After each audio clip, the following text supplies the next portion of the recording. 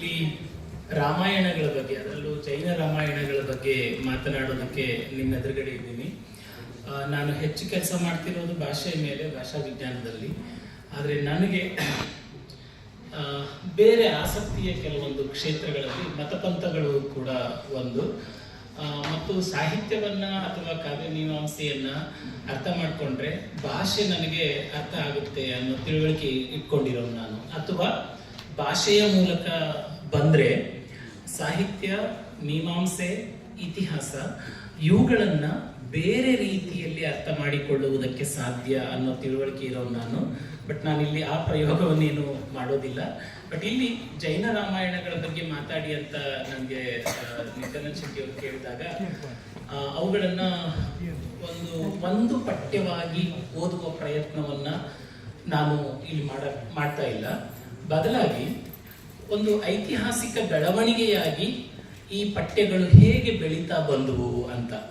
ನಮಗೆಲ್ಲ ಗೊತ್ತಿರೋ ಹಾಗೆ ನಾವೆಲ್ಲ ಬೆಳೀತೀವಿ, ಮನುಷ್ಯರು ಬೆಳೀತೀವಿ, ಸಮುದಾಯಗಳು ಬೆಳೀತವೆ, ಬೇರೆ ಬೇರೆ ಸಂಸ್ಥೆಗಳು ಬೆಳೀತವೆ. ಸೊ ಹಾಗೇನೆ ಸಾಹಿತ್ಯ ಪಠ್ಯಗಳು ಕೂಡ ಬೆಳೀತವೆ. ಸೊ ಈ ಬೆಳವಣಿಗೆ ಅನ್ನುವಂಥದ್ದು ನಮಗೆ ಬಹಳ ಮುಖ್ಯ. ಇಲ್ಲಿ ಎರಡು ಹಿನ್ನೆಲೆಗಳನ್ನ ನಾನು ಒಂದೆರಡು ಸ್ಲೈಡ್ ತಂದಿದ್ದೀನಿ, ಹಾಕ್ತಾ ಇದ್ದಾರೆ. ಬಟ್ ನಮಗೆ ಬಹಳ ಮುಖ್ಯ, ಇಂಪಾರ್ಟೆಂಟ್ ಆದ ಎರಡೇ ಸ್ಲೈಡ್ಸ್. 2-3 ರೀತಿಯ ಇಂಟ್ರೊಡಕ್ಷನ್ಗಳನ್ನ ನಾನು ಬಹುಶಃ ನನ್ನ ಮಾತಿಗೆ ಪೂರಕವಾಗಿ ಹಾಕೋಬೇಕು. ಒಂದು, ಮೊದಲನೆಯದಾಗಿ ರಾಮಾಯಣಗಳ ಬಗೆಗೆ. ರಾಮಾಯಣ ಅನ್ನುವಂಥದ್ದು ಒಂದು ಅಲ್ಲವೇ ಅಲ್ಲ. ನಮಗೆ ಇವತ್ತಿನ ಕಾಲದಲ್ಲಿ ಒಂದು ರಾಮಾಯಣವನ್ನ ನಾವು ಓದ್ತಾ ಇದ್ದೀವಿ ಅಥವಾ ನಮಗೆ ಓದೋ ಹಾಗೆ ಮಾಡಿದ್ದಾರೆ. ಬೋತ್ ಆರ್ ಟ್ರೂ, ಎರಡೂ ನಿಜ. ಆದ್ರೆ ವಾಸ್ತವದಲ್ಲಿ ಒಂದು ರಾಮಾಯಣ ಇಲ್ಲ. ಹಾಗಾದ್ರೆ ಎಷ್ಟು ರಾಮಾಯಣ ಇವೆ ಅನ್ನುವಂಥದ್ದು ನನಗೆ ಮುಖ್ಯ ಅಲ್ಲ, ಯಾಕಂದ್ರೆ ಸದ್ಯಕ್ಕೆ ನಮಗೆ ಆ ತಿಳುವಳಿಕೆ ಇಲ್ಲ. ಸಾವಿರಾರು ರಾಮಾಯಣಗಳಿವೆ. ಭಾರತದ ಸಂದರ್ಭದಲ್ಲಿ ನಾವು ಮಾತನಾಡುವಾಗ ನಮಗೆ ಮುಖ್ಯವಾಗಿ ವೈದಿಕ ರಾಮಾಯಣ ಅನ್ನುವಂಥ ಒಂದು ಪರಂಪರೆ ಸಿಗುತ್ತೆ. ಅದರಲ್ಲಿ ಈ ವೇದ, ವೈದಿಕ ಚಿಂತನೆಗಳು, ತಾತ್ವಿಕತೆಗಳ ಪ್ರಕಾರ ರಾಮಾಯಣ ಮತ್ತು ರಾಮಾಯಣದ ಎಲ್ಲ ಪಾತ್ರಗಳು ಏನಾಗ್ತವೆ, ಕಂಡುಬರ್ತವೆ. ಇಲ್ಲಿ ತಪ್ಪಾಗಿ ಬರೆದಿದೆ, ಅದು ನಿಮ್ಮೆಲ್ಲರ ಗಮನಕ್ಕೆ. ರೈಟ್. ಸೊ ಒಂದು ವೈದಿಕ ಪರಂಪರೆಯ ರಾಮಾಯಣಗಳು, ಮತ್ತೊಂದು ಬೌದ್ಧ ಪರಂಪರೆಯ ರಾಮಾಯಣಗಳು. ಬೌದ್ಧ ಪರಂಪರೆಯ ಬಗ್ಗೆ ನಮ್ಮ ವಿದ್ವಾಂಸ ಮಿತ್ರರು ಮಾತನಾಡ್ತಾ ಇದ್ದಾರೆ. ಕೆಲವು ತುಂಬಾ ಕಡಿಮೆ ಬರವಣಿಗೆ ನಮಗೆ ಸಿಗುತ್ತೆ, ಕಡಿಮೆ ಕೃತಿಗಳು ಮತ್ತು ಕಡಿಮೆ ಬರವಣಿಗೆ ಬೌದ್ಧ ರಾಮಾಯಣಗಳಲ್ಲಿ ಸಿಗುತ್ತೆ. ಜೈನ ರಾಮಾಯಣಗಳಲ್ಲಿ ಕೂಡ ತುಂಬಾ ದೊಡ್ಡ ಪ್ರಮಾಣದ ಸಾಹಿತ್ಯ ಕೃತಿಗಳು, ದೊಡ್ಡ ಪ್ರಮಾಣದ ಕೃತಿಗಳು ಕೂಡ ರಚನೆಯಾಗಿವೆ. ಅದಲ್ಲದೇನೆ ಎಲ್ಲೋ ಒಂದು ಕಡೆ ಹಿರಿಯ ವಿದ್ವಾಂಸರು ಶಾಕ್ತೇಯ ರಾಮಾಯಣ ಪರಂಪರೆಯ ಉಲ್ಲೇಖವನ್ನು ಕೂಡ ಮಾಡ್ತಾರೆ. ಬಹುಶಃ ಶಾಕ್ತ ಪರಂಪರೆಯ ವ್ಯಾಕರಣ ಅನ್ನುವಂಥದ್ದು ಒಂದು ಇದೆಯೇ ನಮಗ್ ಗೊತ್ತಿಲ್ಲ. ಶೈವ ಪಂಥದ ರಾಮಾಯಣಗಳ ಬಗ್ಗೆ ನಾನು ಕೇಳಿಲ್ಲ, ನನ್ನ ಲಿಮಿಟೆಡ್ ರೀಡಿಂಗಿನ ಒಳಗಡೆ ಇದ್ರೆ ಯಾರಾದ್ರೂ ಹೇಳ್ಬೋದು. ಸೊ ಇವು ಭಾರತದಲ್ಲಿ ಕಂಡುಬರುವಂತಹ ರಾಮಾಯಣ ಪರಂಪರೆಗಳು ಅಂತ ಹೇಳ್ಬೋದು. ಬಟ್ ಇವುಗಳ ಆಚೆಗೆ ಕೂಡ ಸಾಕಷ್ಟು ರಾಮಾಯಣಗಳಿವೆ. ಬಟ್ ಬಹಳ ಮುಖ್ಯವಾಗಿ ನಾವು ಈ ಕನ್ನಡ, ತಮಿಳು, ಸಂಸ್ಕೃತ, ಪ್ರಾಕೃತ ಇಂತಹ ಭಾಷೆಗಳನ್ನೇ ಇಟ್ಕೊಂಡು ಭಾರತೀಯ ಅಕಾಡೆಮಿಕ್ಸ್ ನ ರೂಪಿಸಿರೋದ್ರಿಂದ ನಮ್ಗೆ ಇವು ಮಾತ್ರ ಕಾಣಿಸ್ತಾ ಇವೆ. ಇವುಗಳ ಆಚೆಗೂ ಕೂಡ ಬುಡಕಟ್ಟುಗಳಲ್ಲಿ, ಭಿನ್ನವಾದ ಸಮುದಾಯಗಳಲ್ಲಿ ಕಟ್ಟಿರುವಂತಹ ರಾಮಾಯಣಗಳು ಕೂಡ ಇವೆ. ಅವು ಭಿನ್ನ ಪರಂಪರೆಯನ್ನು ಕೂಡ ಹೊಂದಿರಬಹುದು. ನನಗಿಲ್ಲಿ ಮುಖ್ಯವಾಗಿರುವಂತಹದ್ದು ಜೈನ ಪರಂಪರೆ ಅನ್ನುವಂಥದ್ದು. ನೆಕ್ಸ್ಟ್ ಸ್ಲೈಡ್ ಹೋಗೋಣ. ಸೊ ಇದುವರೆಗೂ ನಾನು ಮಾತಾಡಿದ್ದು ಇದು. ನೆಕ್ಸ್ಟ್ ಸ್ಲೈಡ್ ಬನ್ನಿ. ಸೊ ಈಗ ಜೈನ ರಾಮಾಯಣಗಳ ಬಗ್ಗೆ ಇಲ್ಲಿ ಒಂದು ಸಣ್ಣ ಚಿತ್ರಣ ಕೊಡುವಂತಹ ಪ್ರಯತ್ನವನ್ನ ಮಾಡಿದ್ದೀನಿ. ಮತ್ತೆ ಜೈನ ರಾಮಾಯಣಗಳಲ್ಲಿನೇ 3 ಪರಂಪರೆಗಳನ್ನ ನಾವು ಗುರುತಿಸೋದನ್ನ ನೋಡಬಹುದು. ಆ ಹೆಸರುಗಳು ನಮಗೆ ಬಹಳ ಮುಖ್ಯವಾಗ್ತವೆ ನನ್ನ ಚರ್ಚೆಗೆ. ಈ ಹೆಸರುಗಳನ್ನ ಪರಿಚಯ ಮಾಡಿ ಇನ್ನೊಂದು ಇಂಟ್ರೊಡಕ್ಷನ್, ನನ್ನ ಮಾತಿಗೆ ಬೇಕಾದ ಇನ್ನೊಂದು ಇಂಟ್ರೊಡಕ್ಷನ್ಗೆ ನಾನು ಬರ್ತೀನಿ. ಒಂದು ವಿಮಲಸೂರಿಯ ಪರಂಪರೆ. ಅವರು ವಿಮಲಸೂರಿ ಬರೆದಿರೋ ಕೃತಿಯ ಹೆಸರು ಪೌಮ ಚರಿವು. ಆಮೇಲೆ ಇನ್ನೊಂದು ಪರಂಪರೆಯನ್ನ ಗುಣಭದ್ರಾಚಾರ್ಯ ಅಥವಾ ಗುಣಭದ್ರ ಅಂತ ಹೇಳ್ತೀವಿ, ಗುಣಭದ್ರ ಪರಂಪರೆ. ಅವನ ಕೃತಿಯ ಹೆಸರು ಉತ್ತರ ಪುರಾಣ. ಮತ್ತೊಂದು ರವಿಶೇಣ ಪರಂಪರೆ. ರವಿಶೇಣ ಸಂಸ್ಕೃತದಲ್ಲಿ ಬರೀತಾನೆ, ಬಟ್ ಜೈನ ರಾಮಾಯಣವನ್ನು ಬರೀತಾನೆ. ಅವನ ಕೃತಿಯ ಹೆಸರು ಪದ್ಮಚರಿತೆ. ಇಲ್ಲಿ ಬಹಳ ಮುಖ್ಯವಾದಂತಹ ಒಂದು ಅಂಶ ಏನು ಅಂತಂದ್ರೆ, ಮೊದಲ ಎರಡೇನಿದಾವಲ್ಲ, ಪೌಮ ಚರಿವು ಅಂತಂದ್ರೆ ಚರಿತೆ ಪ್ರಾಕೃತದಲ್ಲಿ, ಆ, ರವಿಶರಣ ಪರಂಪರೆ ಕೂಡ ಚರಿತ್ರೆ, ಆದರೆ ಗುಣಭದ್ರನ ಪರಂಪರೆ ಅದು ಪುರಾಣ ಅಂತ ಹೇಳುತ್ತೆ. ಸೊ ನಮಗೆ ಈ ಚರಿತ್ರೆ ಅಂದ್ರೆ ಏನು, ಪುರಾಣ ಅಂದ್ರೆ ಏನು, ಇದು ಬಹಳ ಇಂಪಾರ್ಟೆಂಟ್ ಆದಂತಹ ಒಂದು ಡಿಬೇಟ್, ರೈಟ್. ನಾನೀಗ ಕನ್ನಡ ಸಾಹಿತ್ಯ ಅಥವಾ ಸಾಹಿತ್ಯ ಮತ್ತು ಸಮಾಜದ ಬೆಳವಣಿಗೆಯ ಬಗೆಗೆ ಒಂದು ಸ್ವಲ್ಪ ಮಾತನಾಡೋದಕ್ಕೆ ಇಷ್ಟಪಡ್ತೀನಿ. ಯಾಕಂದ್ರೆ ನಾನು ಈಗ ಜೈನ ರಾಮಾಯಣಗಳು ಹೇಗೆ ಐತಿಹಾಸಿಕವಾಗಿ ಬೆಳೆದು ಬಂದು ಅಂತ ಹೇಳಬೇಕು ಅಂತ ಮಾತಾಡಬೇಕು ಆದ್ರೆ ನನಗೆ ಪೂರಕವಾಗಿ ನಾನು ಕನ್ನಡ ಸಾಹಿತ್ಯ ಸಮಾಜದ ಮತ್ತು ಇತಿಹಾಸದ ಬೆಳವಣಿಗೆಯ ಬಗೆಗೆ ಒಂದು ಸ್ವಲ್ಪ ಮಾತಾಡಬೇಕಾಗುತ್ತೆ. ನಮಗೆಲ್ಲ ಗೊತ್ತಿರೋ ಹಾಗೆ ಸುಮಾರು 2000 ವರ್ಷಗಳಿಂದ ಅಥವಾ ಅದಕ್ಕಿಂತ ಹಿಂದಿನಿಂದಲೂ ಕೂಡ ಉತ್ತರದಿಂದ ಹಲವಾರು ಮತಪಂಥಗಳು ಧಾರೆಯ ಹಾಗೆ ಹರಿದು ದಕ್ಷಿಣಕ್ಕೆ ಬರ್ತಾ ಇದ್ದಾರೆ. ಶಿವ ಅದೆಷ್ಟೋ ಬಾರಿ ದಕ್ಷಿಣಕ್ಕೆ ಬಂದಿದ್ದಾನೆ, ಅಂದ್ರೆ ಬೇರೆ ಬೇರೆ ಶಿವರು ಬಂದಿದ್ದಾರೆ.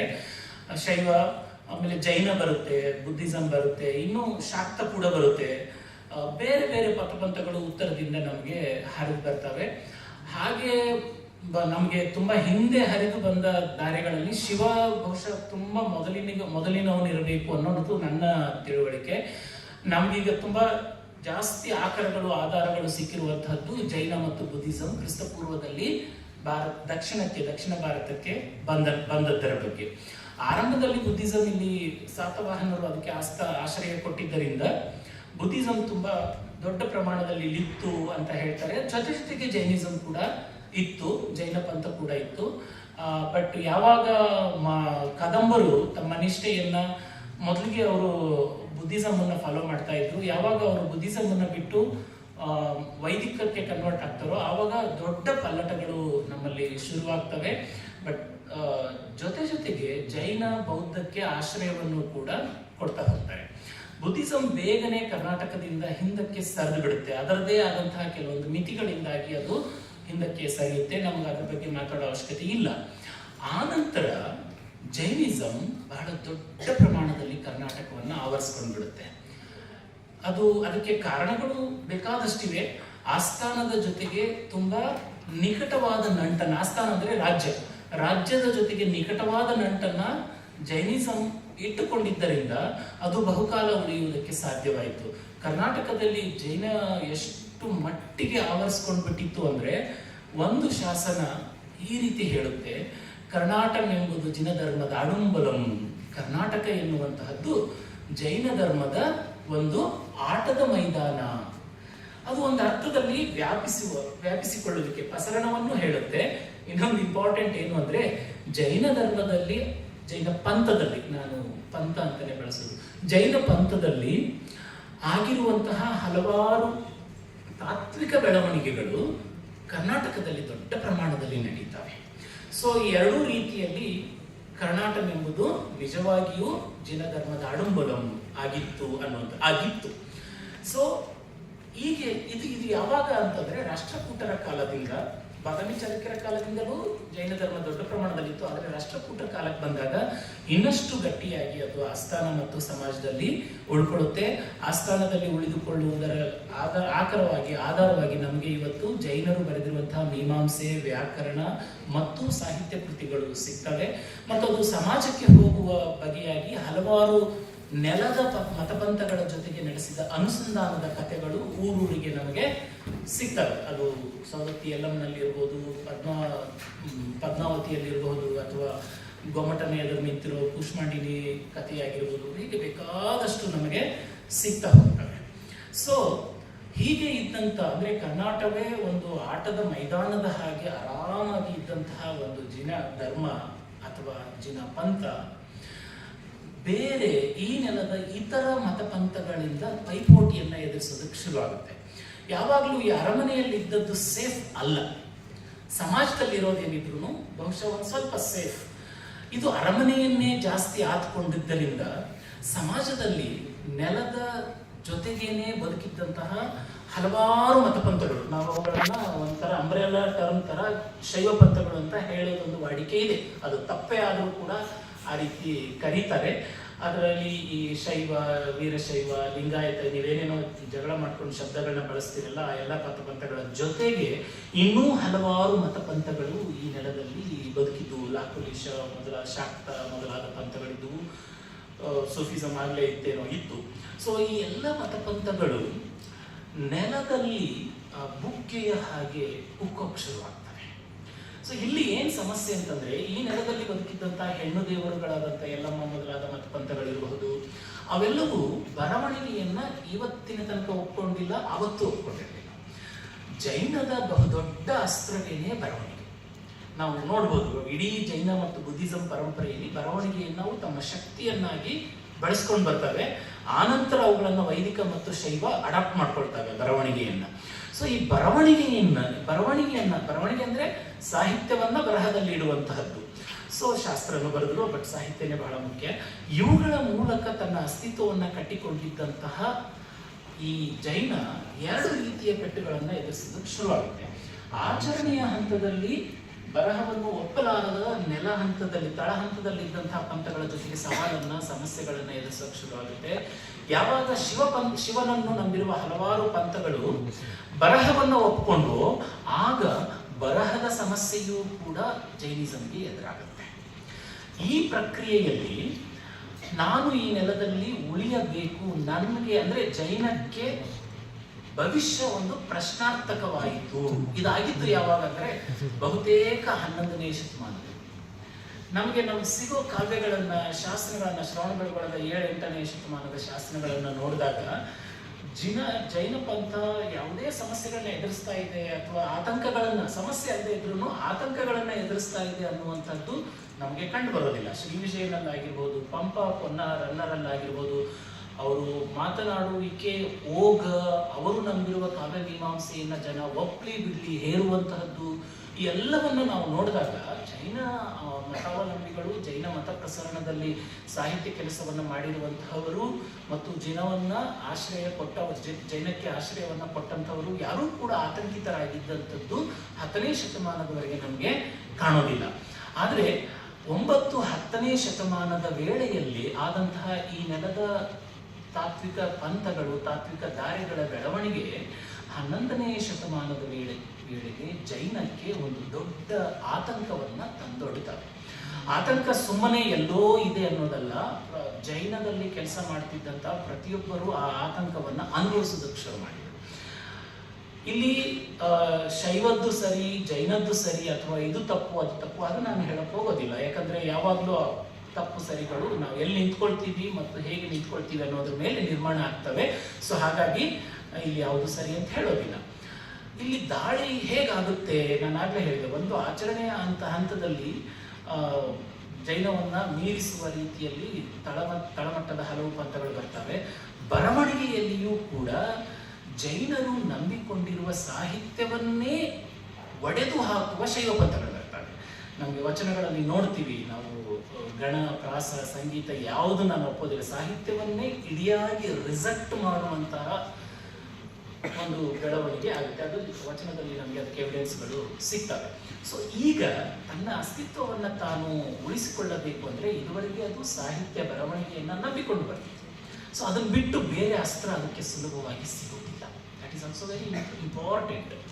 ಸೊ ಹಾಗಾದ್ರೆ ಏನ್ ಮಾಡುತ್ತೆ ನೋಡಿ, ನಮಗೆ ಗೊತ್ತಿರೋ ಹಾಗೆ ಈಗ ನಮಗೆ ಸಿಕ್ಕಿರೋ ಕಾವ್ಯಗಳಲ್ಲಿ ಪಂಪ, ರನ್ನ, ಪೊನ್ನ ಇವರು ತುಂಬಾ ಮತ್ತೆ ಮಾತನಾಡುವ ಮೂವರು ವ್ಯಕ್ತಿಗಳು. ಇವರು ಮೂವರು 2 ಕೃತಿಗಳನ್ನು ಬರೀತಾರೆ. ಕೆಲವರು ಹೆಚ್ಚು ಬರೆದಿದ್ದರ ಬಗ್ಗೆ ಚರ್ಚೆ ಇದೆ, ಬಟ್ ನನಗೆ ಇಲ್ಲಿ ಮುಖ್ಯವಾಗೋದು 2, ಒಂದು ಲೌಕಿಕ, ಇನ್ನೊಂದು ಆಗಮಿಕ. ಒಂದು ಲೋಕಕ್ಕೆ ಸಂಬಂಧಪಟ್ಟಿರುವಂತಹದ್ದು, ಮತ್ತೊಂದು ಆಗಮಕ್ಕೆ ಸಂಬಂಧಪಟ್ಟಿರುವಂಥದ್ದು. ಈ ಕೆಟಗರಿ ಇದೆಯಲ್ಲ, ದಟ್ಸ್ ವೆರಿ ಇಂಟ್ರೆಸ್ಟಿಂಗ್. ನಮಗೆ ಪಂಪನಿಗಿಂತನೂ ಹಿಂದೆ ಇರುವಂತಹ ಅಸಗನೂ ಕೂಡ ಈ ಪರಂಪರೆಯವನ್ನೇ, ಅವನೂ ಒಂದು ಲೌಕಿಕವನ್ನ ಇನ್ನೊಂದು ಆಗಮಿಕವನ್ನ ಬರೆದಿದ್ದ ಅನ್ನೋ ತಿಳುವಳಿಕೆಯನ್ನು ನಮ್ಮ ವಿದ್ವಾಂಸರು ನಮಗೆ ಕೊಟ್ಟಿದ್ದಾರೆ. ಸೊ ಹಾಗಾದ್ರೆ ಲೌಕಿಕ ಮತ್ತು ಆಗಮಿಕ ಅನ್ನುವಂತಹ ಈ ಕೆಟಗರಿಯನ್ನ ತುಂಬಾ ಜಾಗೃತವಾಗಿ, ವ್ಯವಸ್ಥಿತವಾಗಿ ಮತ್ತು ಸ್ಪಷ್ಟವಾಗಿ ಜೈನರು ಉಳಿಸ್ಕೊಂಡು ಬಂದರು. ಸೊ ಎಲ್ಲಿವರೆಗೆ ಇದು ಅವರ ಮುಂದುವರಿಕೆಗೆ ಅನುಕೂಲವಾಯಿತೋ, ಅದು ಮತ ಪ್ರಸಾರಣಕ್ಕಿರಬಹುದು, ಬೇರೆ ಬೇರೆ ಕಾರಣಗಳಿರ್ಬೋದು, ಎಲ್ಲಿವರೆಗೆ ಅನುಕೂಲವಾಯಿತೋ ಅಲ್ಲಿವರೆಗೂ ಅದನ್ನು ನಡೆಸ್ಕೊಂಡು ಹೋಗ್ತಾರೆ. ಯಾವಾಗ ಆತಂಕಗಳು ಶುರುವಾಗ್ತವೋ ನನ್ನ ರಚನೆಯನ್ನ ನಾನು ಒಡೆದುಕೊಳ್ಳಬೇಕು, ಪ್ರಶ್ನೆ ಮಾಡಿಕೊಳ್ಳಬೇಕು. ಇದು ಒಂದು ಆಗಮ ಮತ್ತು ಲೌಕಿಕ ಅನ್ನುವಂಥದ್ದು.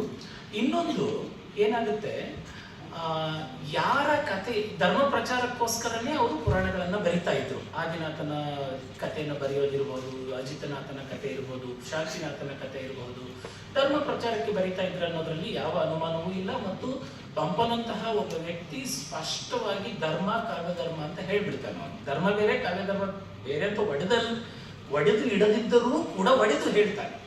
ಸೊ ಅದು ಕೂಡ ಇಂಪಾರ್ಟೆಂಟ್. ಒಡೆದು ಇಡೋದಿಲ್ಲ, ಬಟ್ ಒಡೆದು ಹೇಳ್ತಾನೆ. ಅಂದ್ರೆ ಅಲ್ಲಿ ನಮಗೆ ಸ್ಪಷ್ಟವಾಗಿ ಜೈನರ ತಾತ್ವಿಕತೆ ಏನಿತ್ತು ಅನ್ನುವಂಥದ್ದು ನಮಗಲ್ಲಿ ಗೊತ್ತಾಗುತ್ತೆ. ಹೀಗೆ ಲೌಕಿಕ ಕಥೆಗಳನ್ನ ಕವನಗಳನ್ನ ಬರೆಯುವಾಗ ಯಾರ ಬಗ್ಗೆ ಬರೀತಾರೆ? ನಿಜ, ಅರ್ಜುನನ್ ಬಗ್ಗೆ ಮತ್ತು ಭೀಮನ್ ಬಗ್ಗೆ ಮತ್ತು ರಾಮನ್ ಬಗ್ಗೆ ಬರೀತಾರೆ ಪಂಪ ಪೊನ್ನಾರನ್ನ ಅಂತ ನಾವು ಅನ್ಕೊಂಡಿದೀವಿ. ಬಟ್ ಇಲ್ಲ, ಅವ್ರು ತಮ್ಮ ರಾಜರ ಬಗ್ಗೆ ಬರೀತಾರೆ.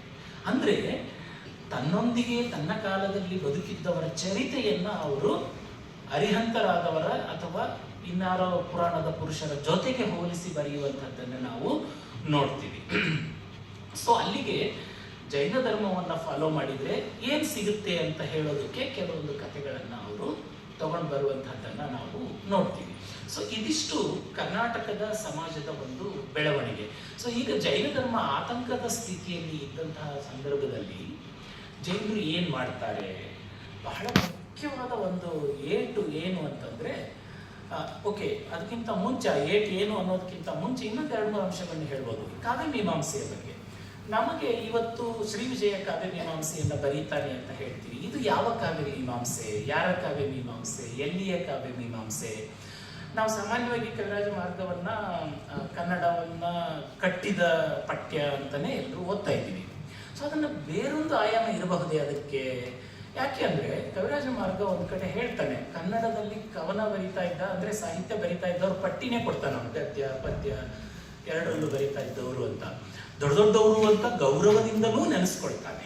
ಆದ್ರೆ ಮತ್ತೊಂದು ಕಡೆ ಅವನು ಹೇಳ್ತಾನೆ, ಈ ದೊಡ್ಡ ದೊಡ್ಡ ಸಾಹಿತಿಗಳ ಮನೆಗೆ ಭಿಕ್ಷೆ ಬೇಡೋದಕ್ಕೆ ಹೋದೆ ನಾನು, ತಿರಿಕೊರೆಗೊಂಡೆ ಅಂತ ಹೇಳ್ತಾನೆ.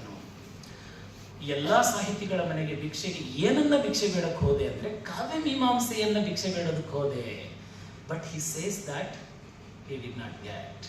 ಕಾವ್ಯ ಮೀಮಾಂಸೆ ಅವ್ರ ಕಡೆ ಸಿಗಲೇ ಇಲ್ಲ. ಹಾಗಾದರೆ ಕನ್ನಡದಲ್ಲಿ ಪಂಪರ ಶ್ರೀ ವಿಜಯನಿಗಿಂತ ಮುಂಚೆ ಕನ್ನಡದಲ್ಲಿ ಬರೆದವರ ಕಾವ್ಯ ಮೀಮಾಂಸೆ ಯಾವುದಿತ್ತು? ಕಾವ್ಯ ಮೀಮಾಂಸೆ ಕಾವ್ಯ ಇದ್ದ ಮೇಲೆ ಕಾವ್ಯ ಮೀಮಾಂಸೆ ಇರಬೇಕು, ಅದಿರಲ್ಲ ಅಂತ ಹೇಳಕ್ಕಾಗಲ್ಲ. ಹಾಗಾದರೆ ಶ್ರೀ ವಿಜಯ ಎಕ್ಸ್ಪೆಕ್ಟ್ ಮಾಡ್ತಾ ಇರುವ ಕಾವ್ಯ ಮೀಮಾಂಸೆ ಅವರಲ್ಲಿ ಇರಲಿಲ್ಲ. ಇದು ಹಾಗಾದ್ರೆ ಶ್ರೀ ವಿಜಯನ ಕಾವ್ಯ ಮೀಮಾಂಸೆ ಯಾವುದು? ಇವನಿಗೆ ಟ್ರೈನಿಂಗ್ ಇರೋದು ಭಾಮಹ ಮತ್ತು ವಾಮನರ ಕಾವ್ಯ ಮೀಮಾಂಸೆಯಲ್ಲಿ. ಇಡೀಯಾಗಿ ತನ್ನ ಕಾವ್ಯದ ಉದ್ದಕ್ಕೂ ವಾಮನ ಭಾಮಹರನ್ನ ಅನುವಾದವೇ ಮಾಡಿದ್ದನ್ನ ಬಹಳ ಜನ, ಕೃಷ್ಣಮೂರ್ತಿ ಕಲಬುರ್ಗಿ ಮತ್ತು ಇನ್ನೂ ಹಲವರು ಅದನ್ನ ಸೀತಾರಾಮಯ್ಯ ಮೊದಲಾದವರು ಪಟ್ಟಿ ಮಾಡಿ ತೋರಿಸ್ತಾರೆ ಯಾವ ಪದ್ಯದಲ್ಲಿ ಏನು ಅನುವಾದ ಮಾಡ್ಕೊಂಡಿದ್ದಾನೆ ಅಂತ.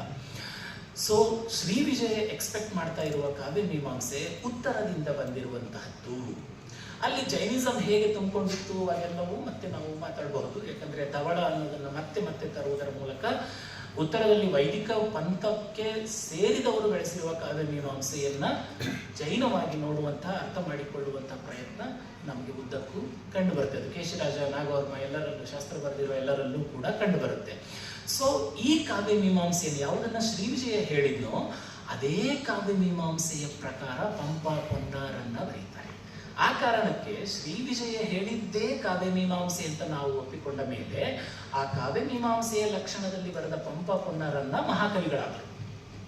ಒಂದು ವೇಳೆ ಬೇರೆ ಕಾವ್ಯ ಮೀಮಾಂಸೆಯನ್ನ ಇಟ್ಕೊಂಡು ನೋಡಿದ್ರೆ ಅವರು ಮಹಾಕವಿಗಳಾಗ್ತಾರೆಯೇ ಅನ್ನೋದು ಪ್ರಶ್ನೆ. ಯಾಕಂದ್ರೆ ನಾವು ಏನು ಮಾನಕಗಳನ್ನ ತೂಕ ಮಾಡೋದಕ್ಕೆ ಮಾನದಂಡಗಳನ್ನು ಏನು ಇಟ್ಕೊಳ್ತೀವಿ ಅನ್ನೋದ್ರ ಮೇಲೆ ಅದು ಎಷ್ಟು ತೂಗುತ್ತೆ ಅನ್ನುವಂಥದ್ದು ಡಿಸೈಡ್ ಆಗ್ತಾ ಇರುತ್ತೆ.